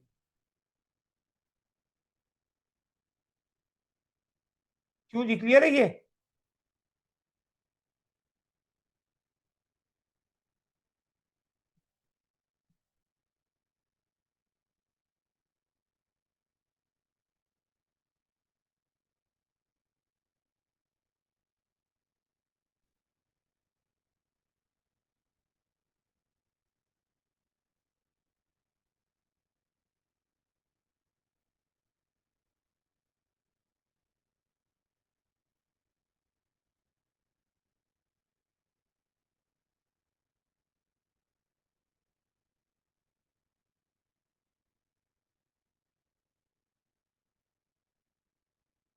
अब हम रिपोर्ट के बाकी हिस्से की तरफ चलते हैं, जहां पे पॉइंट नंबर 4 क्या था, उसका डिस्कस करना है एक्सेप्टेबिलिटी कि कैश ऑफर में और शेयर एक्सचेंज में क्या होगा, कैंपाई कंपनी और स्कैल कंपनी दोनों के पर्सपेक्टिव से। अब यहां हमें क्योंकि दोनों का पर्सपेक्टिव लिखना है, तो पहले डिसाइड करना है कि किस कंपनी के पॉइंट ऑफ व्यू से लिखें। यहां क्योंकि दोनों पर्सपेक्टिव से हो सकता है, हम cash offer versus share exchange को भी कंपेयर कर सकते हैं, दोनों कंपनीज को बारी बारी भी कर सकते हैं। वैसे मेरा ख्याल है कि कंपनी टू कंपनी देखते हैं, ताकि कंपनी टू कंपनी पर्सपेक्टिव हो। तो मैं लिखता हूं फॉर, इसके लिए पहले एवेल्युएट करते हैं कैपमाई। तो फॉर कैंपाई कंपनी, दोनों कंपनी के पॉइंट ऑफ व्यू से अगर हम देखें, Campai company share holders perspective,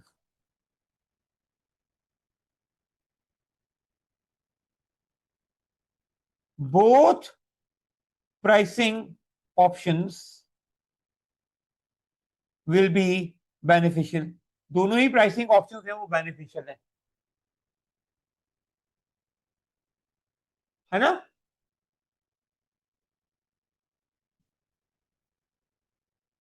अच्छा, यहां पर एक पॉइंट ये है कि अगर मैं दोनों के बेनिफिट को कंपेयर करूं ना, खास तौर पे परसेंटेज में, तो स्कैल कंपनी को बेनिफिट ज्यादा है,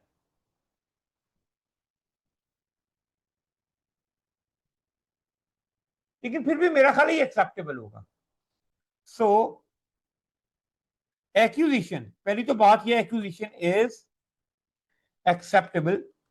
यहां पे बात लिखता हूं specially since the acquisition is of strategic importance। ये जो मैंने एम्फोसिस किया ना कि भैया स्ट्रेटेजिक इंपॉर्टेंस है इस प्रोजेक्ट की, यहां पे मुझे कमर्शियल एक्यूमेन मिलेगा, क्योंकि ये बात उसने क्वेश्चन में मुझे कही हुई थी, याद है ना आपको?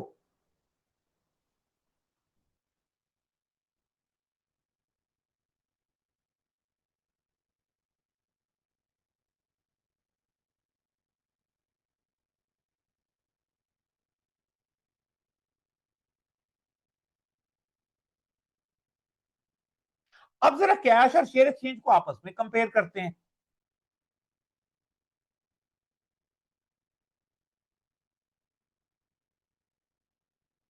तो क्या है, तो अगर मैं कैश ऑफर को कंपेयर करूं कैंपाई में, तो ज्यादा बेनिफिट उसको कैश ऑफर में। So cash offer is providing better returns, ज्यादा रिटर्न्स दे रहे हैं ना। हाउएवर, लेकिन कैश ऑफर में मसला क्या है कि आपको इसके लिए $118.3 मिलियन का बेनिफिट के लिए, अगर मैं पीछे एक्विजिशन प्राइस देखूं कैश ऑफर में, वो है 320 मिलियन। ठीक है, however to buy company through cash, we have to arrange कितना, 320 मिलियन। हमें $320 मिलियन की जरूरत है।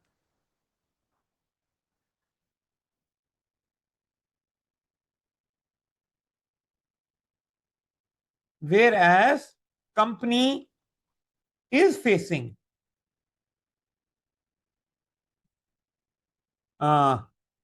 liquidity challenges. है ना, कंपनी जो है वो तो लिक्विडिटी चाहिए, उसको कैश शॉर्टेज है। हाँ, ऑलरेडी फेसिंग कैश शॉर्टेजेस भी आप लिख सकते थे। तो मैंने इस पॉइंट को रेज किया कि भाई कैश और में फायदा तो ज्यादा, लेकिन इतने पैसे अरेंज करना मुश्किल होगा। On the other hand,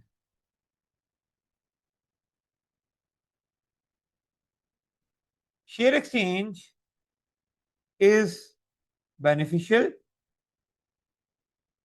to, तो शेयर एक्सचेंज बेनिफिशियल है तो आप शेयर एक्सचेंज में ले लो।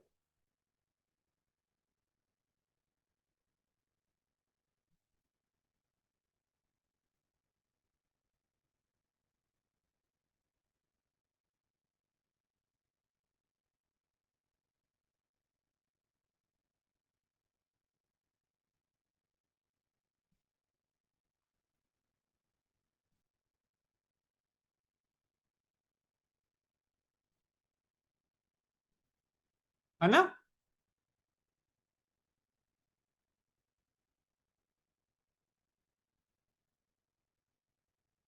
लेकिन इसके लिए 80 मिलियन शेयर इश्यू करने हैं, कंपनी के है 225 मिलियन।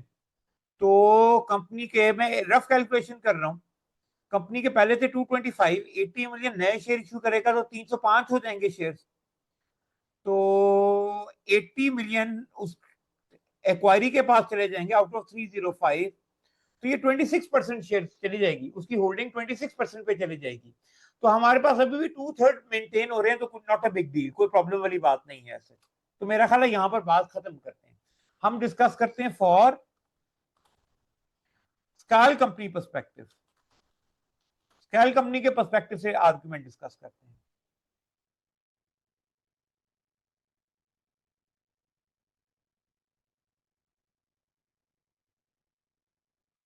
तो स्काल कंपनी के पॉइंट ऑफ व्यू से क्या आर्गुमेंट डिस्कस होंगे कि for scale company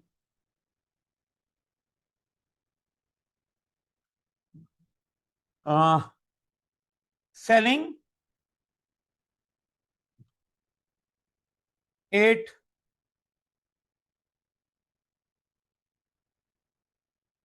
is financially beneficial। हालांकि सेलिंग बेचना बेनिफिशियल है, बट यहां अगर बात करें तो शेयर एक्सचेंज, यहां पे पहले पहले लिखना है जी, but both options will not meet the established criteria। जो एस्टेब्लिश क्राइटेरिया किया हुआ था ना कि कैश ऑफर के लिए 25% होना चाहिए और अगर शेयर एक्सचेंज है तो 35% होना चाहिए, वो दोनों क्राइटेरिया मीट नहीं कर रहे। अब मैं लिखता हूं if we compare then share exchange offer is close to what they have established। वो ज्यादा क्लोज है, ज्यादा क्लोज है ना। शेयर एक्सचेंज का 33% था। एक मिनट, एक मिनट, मैं 35% याद कर, हाँ 33% है, इसका मतलब है शेयर एक्सचेंज का क्राइटेरिया मीट हो रहा है। सॉरी, ये वर्डिंग चेंज होगी मेरी। आ,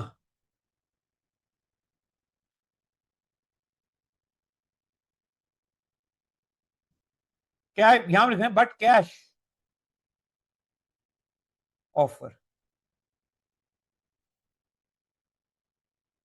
cash offer will not meet the established criteria। और if you compare share exchange, यहां पे डायरेक्ट शॉर्ट हो जाएगा, मैं लिखूंगा whereas share exchange will। So it seems share exchange option will be more suitable for both. ये दोनों के लिए ज्यादा सूटेबल है. ऊपर भी देखें हमारे पास कैश नहीं था तो हम शेयर ऑफर कर देंगे, और एक्वायरी भी देखेगा कि जितना मुझे चाहिए था शेयर एक्सचेंज में बेनिफिट, उतना बेनिफिट मुझे ऑफर किया जा रहा है. तो यहां पे एक रिकॉन्सिलिएशन नजर आ रही है मुझे, है ना. लेकिन इसी रिक्वायरमेंट में उसने मुझसे कहा था कि आपने असम्पशंस भी स्टेट करनी है.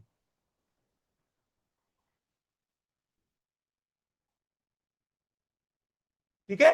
और असम्पशंस यहां पे स्टेट होंगे, वहां पे क्रिटिसिज्म भी आएगा. तो यहां पे लिखता हूं, the evaluation however is based on assumptions like, अब क्या क्या assumptions हैं. तो अगर आप देखो कि हमने जो स्टार्ट करते हैं स्काल कंपनी से, क्योंकि कैपमाई कंपनी की तो शेयर की प्राइस गिवन थी, हमने जो वैल्यूएशन की वो स्कैल कंपनी की है, और वो की है फ्री कैश फ्लो से. बारी बारी चलते, पहले इंडिविजुअल कंपनीज की बात करते हूँ, फिर आता हूँ एनर्जी एस्टिमेशन पर. ठीक है. Like for scalp company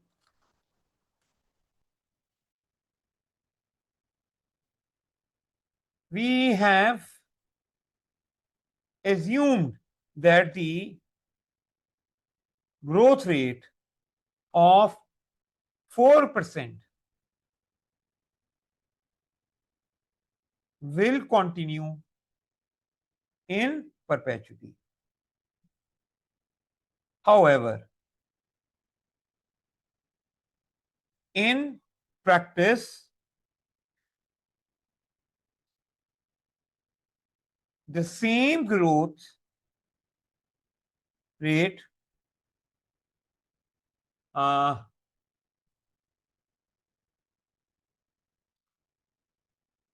may not continue. अब फर्क ग्रोथ रेट के ऊपर ही आप क्रिटिसाइज करो, टैक्स रेट के ऊपर नहीं, क्योंकि आमतौर पे टैक्स रेट तो इतने चेंज नहीं होते, लेकिन ग्रोथ तो चेंज होती रहती है ना, बहुत सारे फैक्टर्स पे डिपेंडेंट होती है. ग्रोथ रेट जो है ना वो तो बहुत सारे फैक्टर्स पर डिपेंडेंट होती है, इसलिए.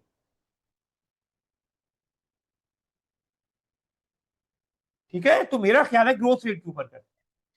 हम चलते हैं, क्योंकि हमने तीन चार लिखनी है यार, वो बहुत ही वीक पॉइंट है. मैं तो रेकमेंड नहीं करता हूं कि आप क्रिटिसाइज करो टैक्स रेट्स के ऊपर. हाँ, क्वेश्चन में कोई इंडिकेट किया हुआ है, कोई इंडिकेशन किया हुआ है, तो फिर तो आप कर लो. अदरवाइज मैं रेकमेंड नहीं करता हूं, क्योंकि कोई कंडीशंस नहीं है कि टैक्स रेट चेंज हो.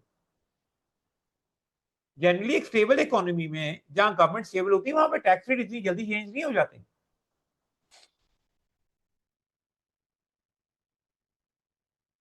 ठीक है जी. तो इसी तरह से for combined company we have assumed a synergy value to be reasonable, accurate. यहाँ पे however no data has been provided to assess how it has been estimated. कोई हमें डेटा नहीं दिया गया ये कैसे एस्टिमेट किया गया.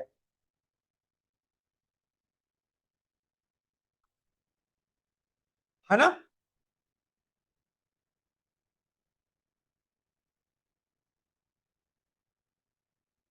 है ना. इसमें अगर हम और बात करें, also there is no guarantee that the जो हमने डिवीजन बेचा है, that the division will be sold for, कितने का था, कितने का डिवीजन बेच रहे थे हम. 42.5 मिलियन का था ना, 42.3 मिलियन का, $42.3 मिलियन, इसकी कोई गारंटी नहीं है, ये भी एक पॉइंट है।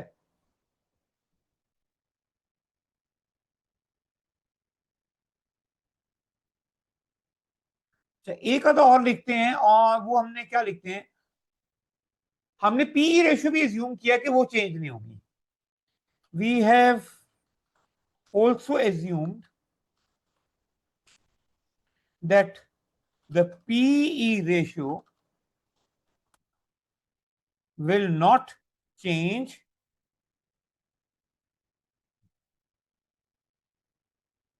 due to acquisition. Now, in practice,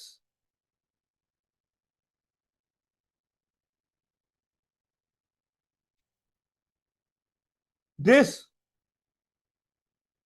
also has implications since markets are not perfect. ये perfect थोड़ी होती है मार्केट कि भाई वो एग्जैक्टली उसी तरह से मूव कर जाए, पी रेशियो में फर्क ही ना पड़े।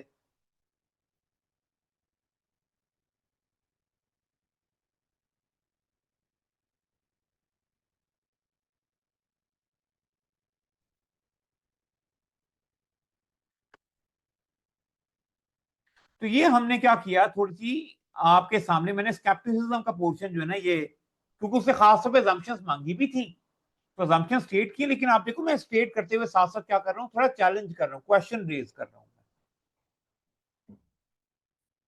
राइट।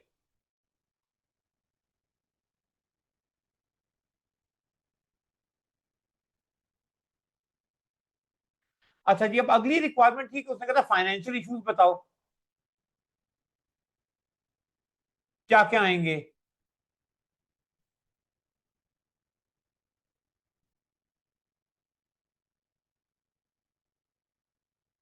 तो अगर मैं फाइनेंशियल इशू देखूं, तो already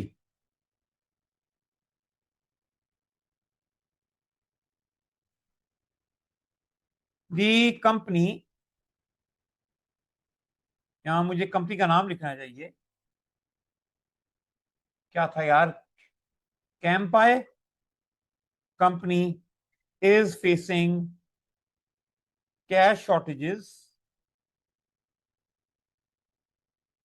so they really need to see how this cash can be arranged। अगर वो कैश ऑफर है तो ये भी देखना पड़ेगा कैसे अरेंज करें, है ना।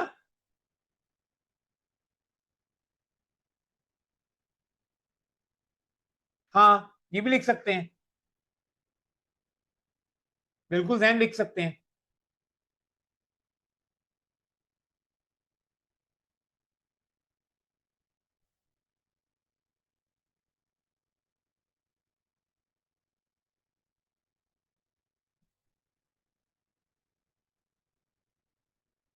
अच्छा, इसमें एक और पॉइंट भी है, also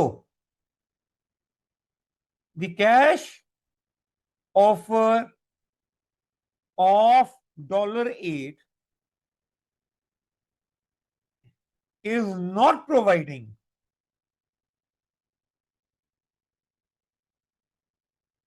Scal company the desired return. So they will also ask for more if the cash is offered. वो भी तो ज्यादा मांगेंगे।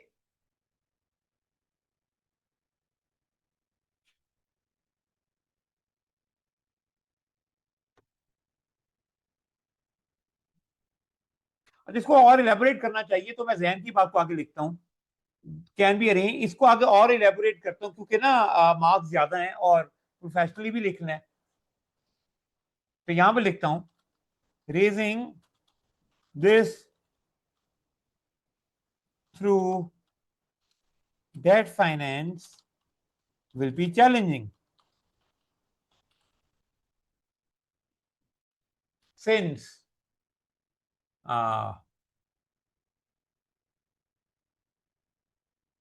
it is already close to breaching existing covenants, है ना?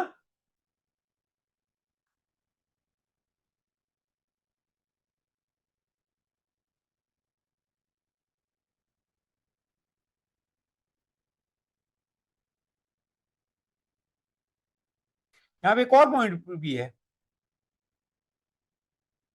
एज द गियरिंग, उसने क्वेश्चन में कहा है ना गियरिंग हाई है, as the gearing is high, so the borrowing cost will also be high if further debt is raised. अगर और डेट लेते हैं तो बोरिंग कॉस्ट भी बढ़ जाएगी हमारी।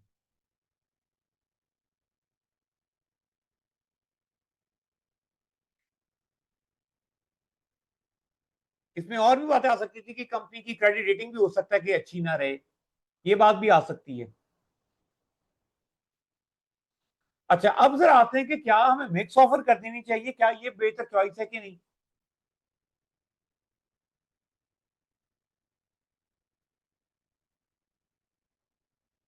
तो मैं लिखता हूं सबसे पहले तो mixed offer that is cash and share exchange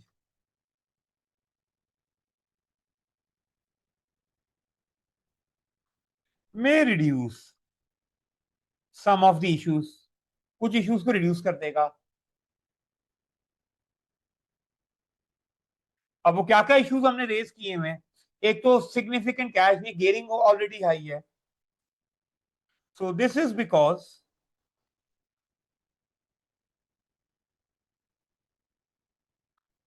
Capgemini company will also issue equity, and so gearing will not be that high। अब सारे पैसे आप डेट से तो नहीं पे कर रहे ना, कुछ तो आप इक्विटी और ये शेयर इशू कर रहे हो, तो गेयरिंग इतनी ज्यादा नहीं बढ़ेगी, है ना?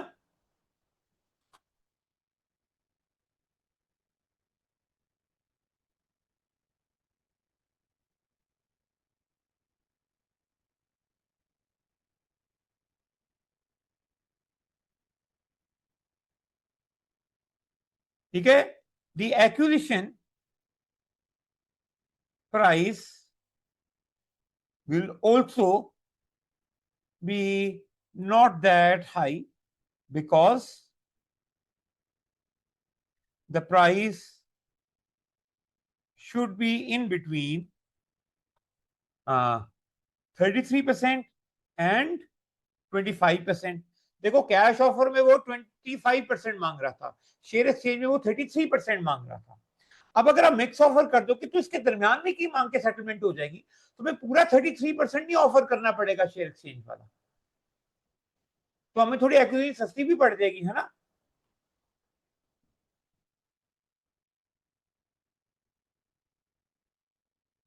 इससे स्कैल कंपनी का क्या कहूंगा, for scalp company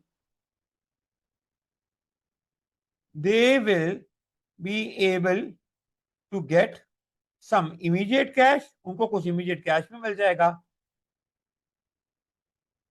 with opportunity to get to participate, लिखना चाहिए participate in synergies। फ्यूचर में अगर साइनर्जीज होंगी तो उसमें वो पार्टिसिपेशन का मौका मिल जाएगा, कुछ पैसे भी मिल जाएंगे,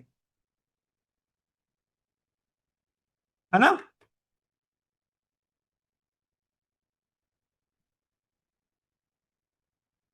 और अब आते हैं पार्ट नंबर 6 के ऊपर, जिसपे हमने कमेंट करना है कि बोर्ड की नेगेटिव असेसमेंट क्या जाएगी। तो इसके लिए मैंने आखिरी वो पैराग्राफ पढ़े ही नहीं थे, तो जरा पढ़ लेते हैं कि वो हैं क्या क्या।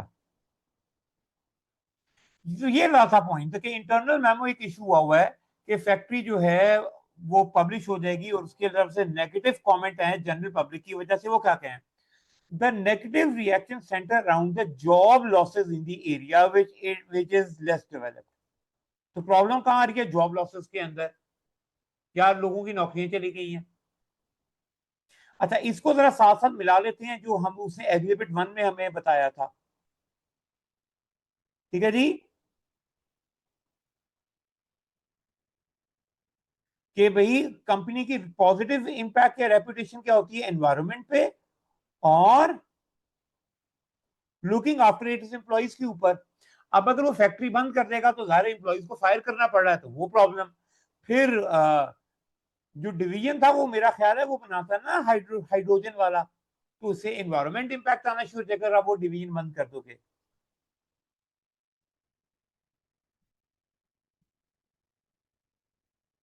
है ना। एक तो ये मुझे इशू नजर आ रहा है। अच्छा, आगे पढ़ते हैं। And the closure would be a step backward for the sustainability.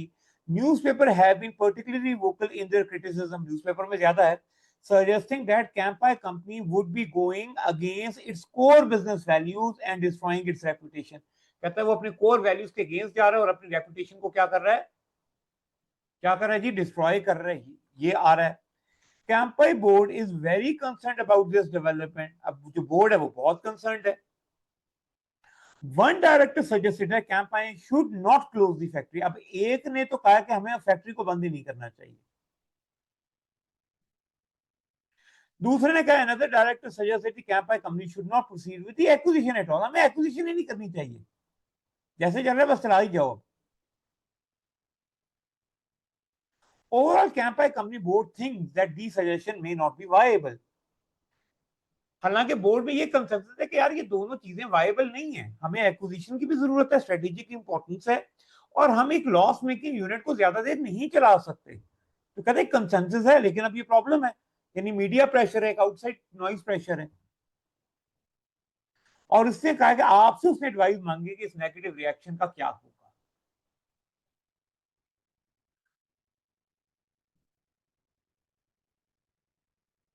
तो भाई सबसे पहले तो हमें इसका इसके आंसर करने में हमें इंपैक्ट बताना चाहिए। तो इंपैक्ट क्या है, दी नेगेटिव रिएक्शन जो उसने खुद लिखा हुआ है, बल्कि comments made in the press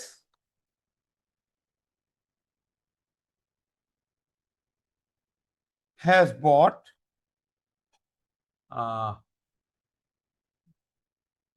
या डैमेज लिखना चाहिए, में लिखना चाहिए, में डैमेज द रेप्यूटेशन स्पेशली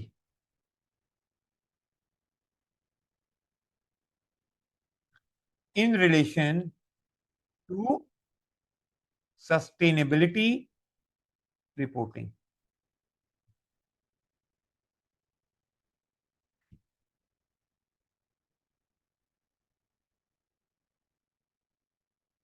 है ना, पहला पॉइंट तो ये है ना।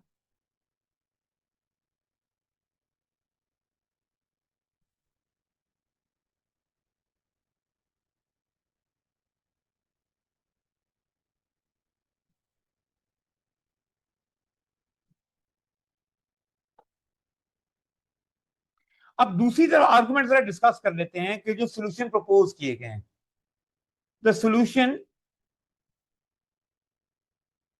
प्रपोज्ड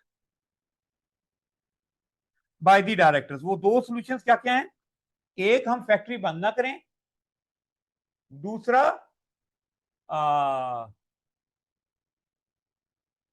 हम एक्विजिशन ही ना करें। ठीक है, तो the solution propose by the directors are not viable. वो वाइबल नहीं है, वो जैसे कि डिस्कशन में भी है,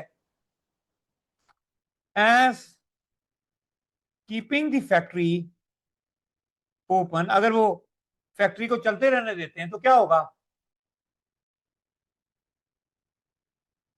ये इंपैक्ट करेगी, will impact the additional value created, उससे जो हमने सिनर्जी वैल्यू ली हुई है उस पर इंपैक्ट आएगा। जाहिर है वो जो हमारे पास एडिशनल $42.3 मिलियन है वो तो नहीं आएंगे ना हमारे पास, वो तो रिटर्न ही जनरेट होगा।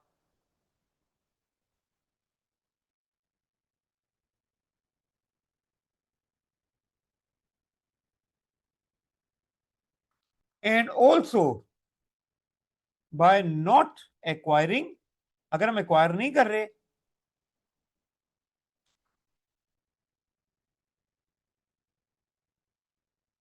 मीन्स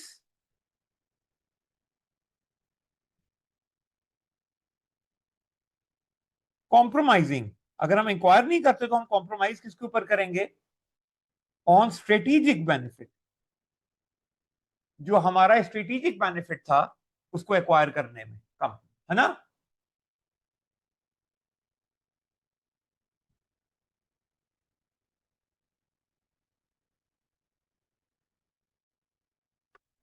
अब आते हैं सोल्यूशन के ऊपर, हमारी एडवाइस क्या है। तो सबसे पहले तो कैंपाई कंपनी शुड एसेस, सबसे पहले तो हमें क्या देखना चाहिए, the weather the loss of reputation is temporary और long term.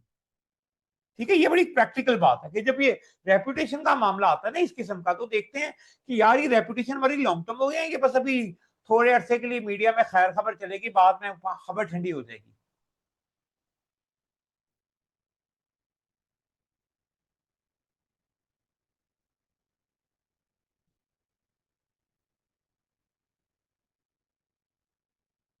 So if it is temporary, अगर टेम्पररी है तो देन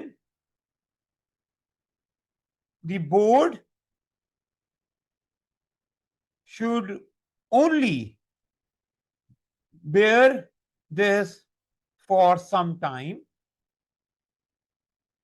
and things, या things के बजाय dust लिखना चाहिए, and dust will be settled, वो खुद ही सेटल हो जाएगी।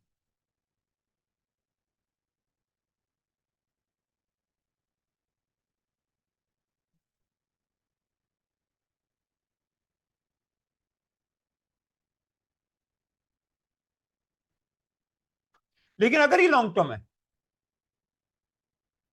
अगर ये लॉन्ग टर्म है तो क्या करना पड़ेगा हमें, हमें कुछ ना कुछ स्टेप लेने पड़ेंगे। But if it is long term तो क्या सजेस्ट करें, हम क्या स्टेप्स लें।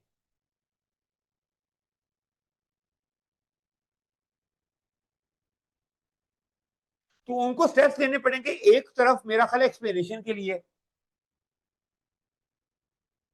then the steps should be taken on to explain the board point of view to the key stakeholders, उन उनको अपने जो की स्टेक होल्डर उनको अपनी पोजीशन जरा ज्यादा एक्सप्लेन करनी पड़ेगी।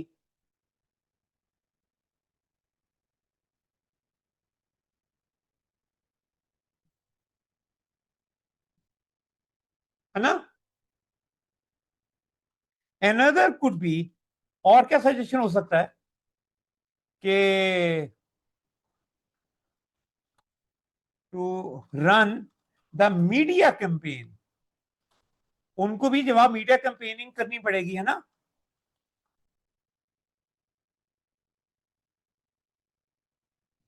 On highlighting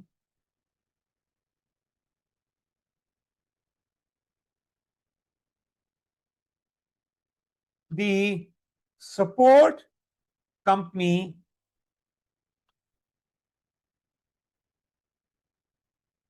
is providing to the environment and employees.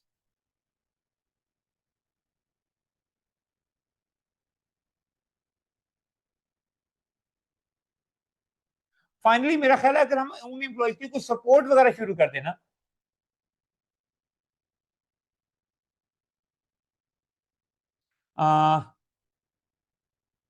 offering employees some other positions, किसी और जगह पे उनको सेटल करते हैं ताकि एम्प्लॉयज हम रिडंडेंट ना ही हो, रेपुटेशन बच जाएगी ना हमारी।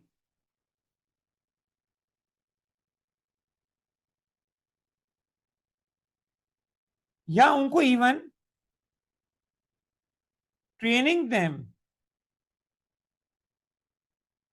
टू बी मोर रिक्रूटेबल, उनको साथ साथ अगर हम ट्रेन कर दें कि ताकि उनकी स्किल्स अगर एनहांस होती है तो वो यहां से अगर छोड़ के जा भी रहे हैं तो कहीं और बेहतर जगह पे रिक्रूट हो सकेंगे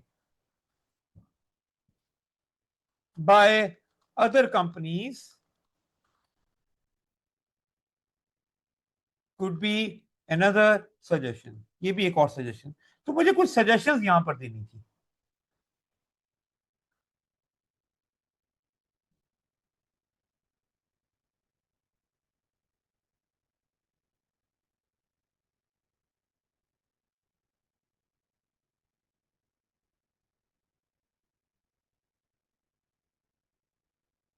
ठीक है, तो फाइनली अब क्या करते हैं, कंक्लूजन दे देते हैं इसका। तो कंक्लूजन क्या बनता है, तो मेरे ओपिनियन में तो कंक्लूजन बनता है कि जो एक्विजिशन है वो फाइनेंशियली वायबल है ना।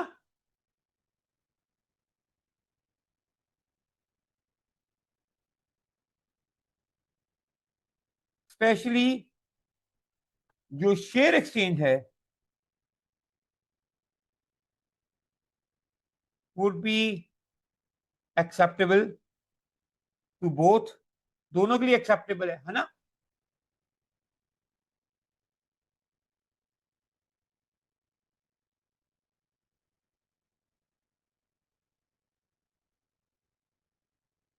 एक और पॉइंट है, another possibility could be to use mixed offer,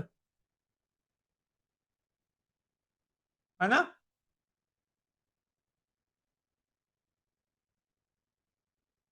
और फाइनली अब वो जो आखिरी पॉइंट था कि वेरियस, यहां बल्कि वेरियस नहीं लिखे, some of the suggestions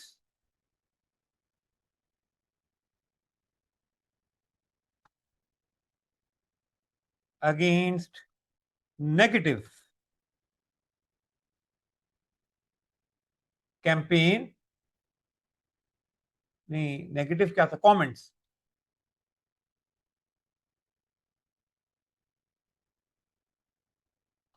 also needs to be looked at, उनको भी हमें देखने की क्या होगी, जरूरत होगी कि हम क्या कर सकते हैं, कुछ सजेशन दीजिए। ये मेरा ख्याल है हमारा कंक्लूजन होकर यहाँ ये आप देख सकते हो, ये 50 मार्क का जो क्वेश्चन है ये हमारा कंप्लीट हो गया। समझ आ गया आप सबको।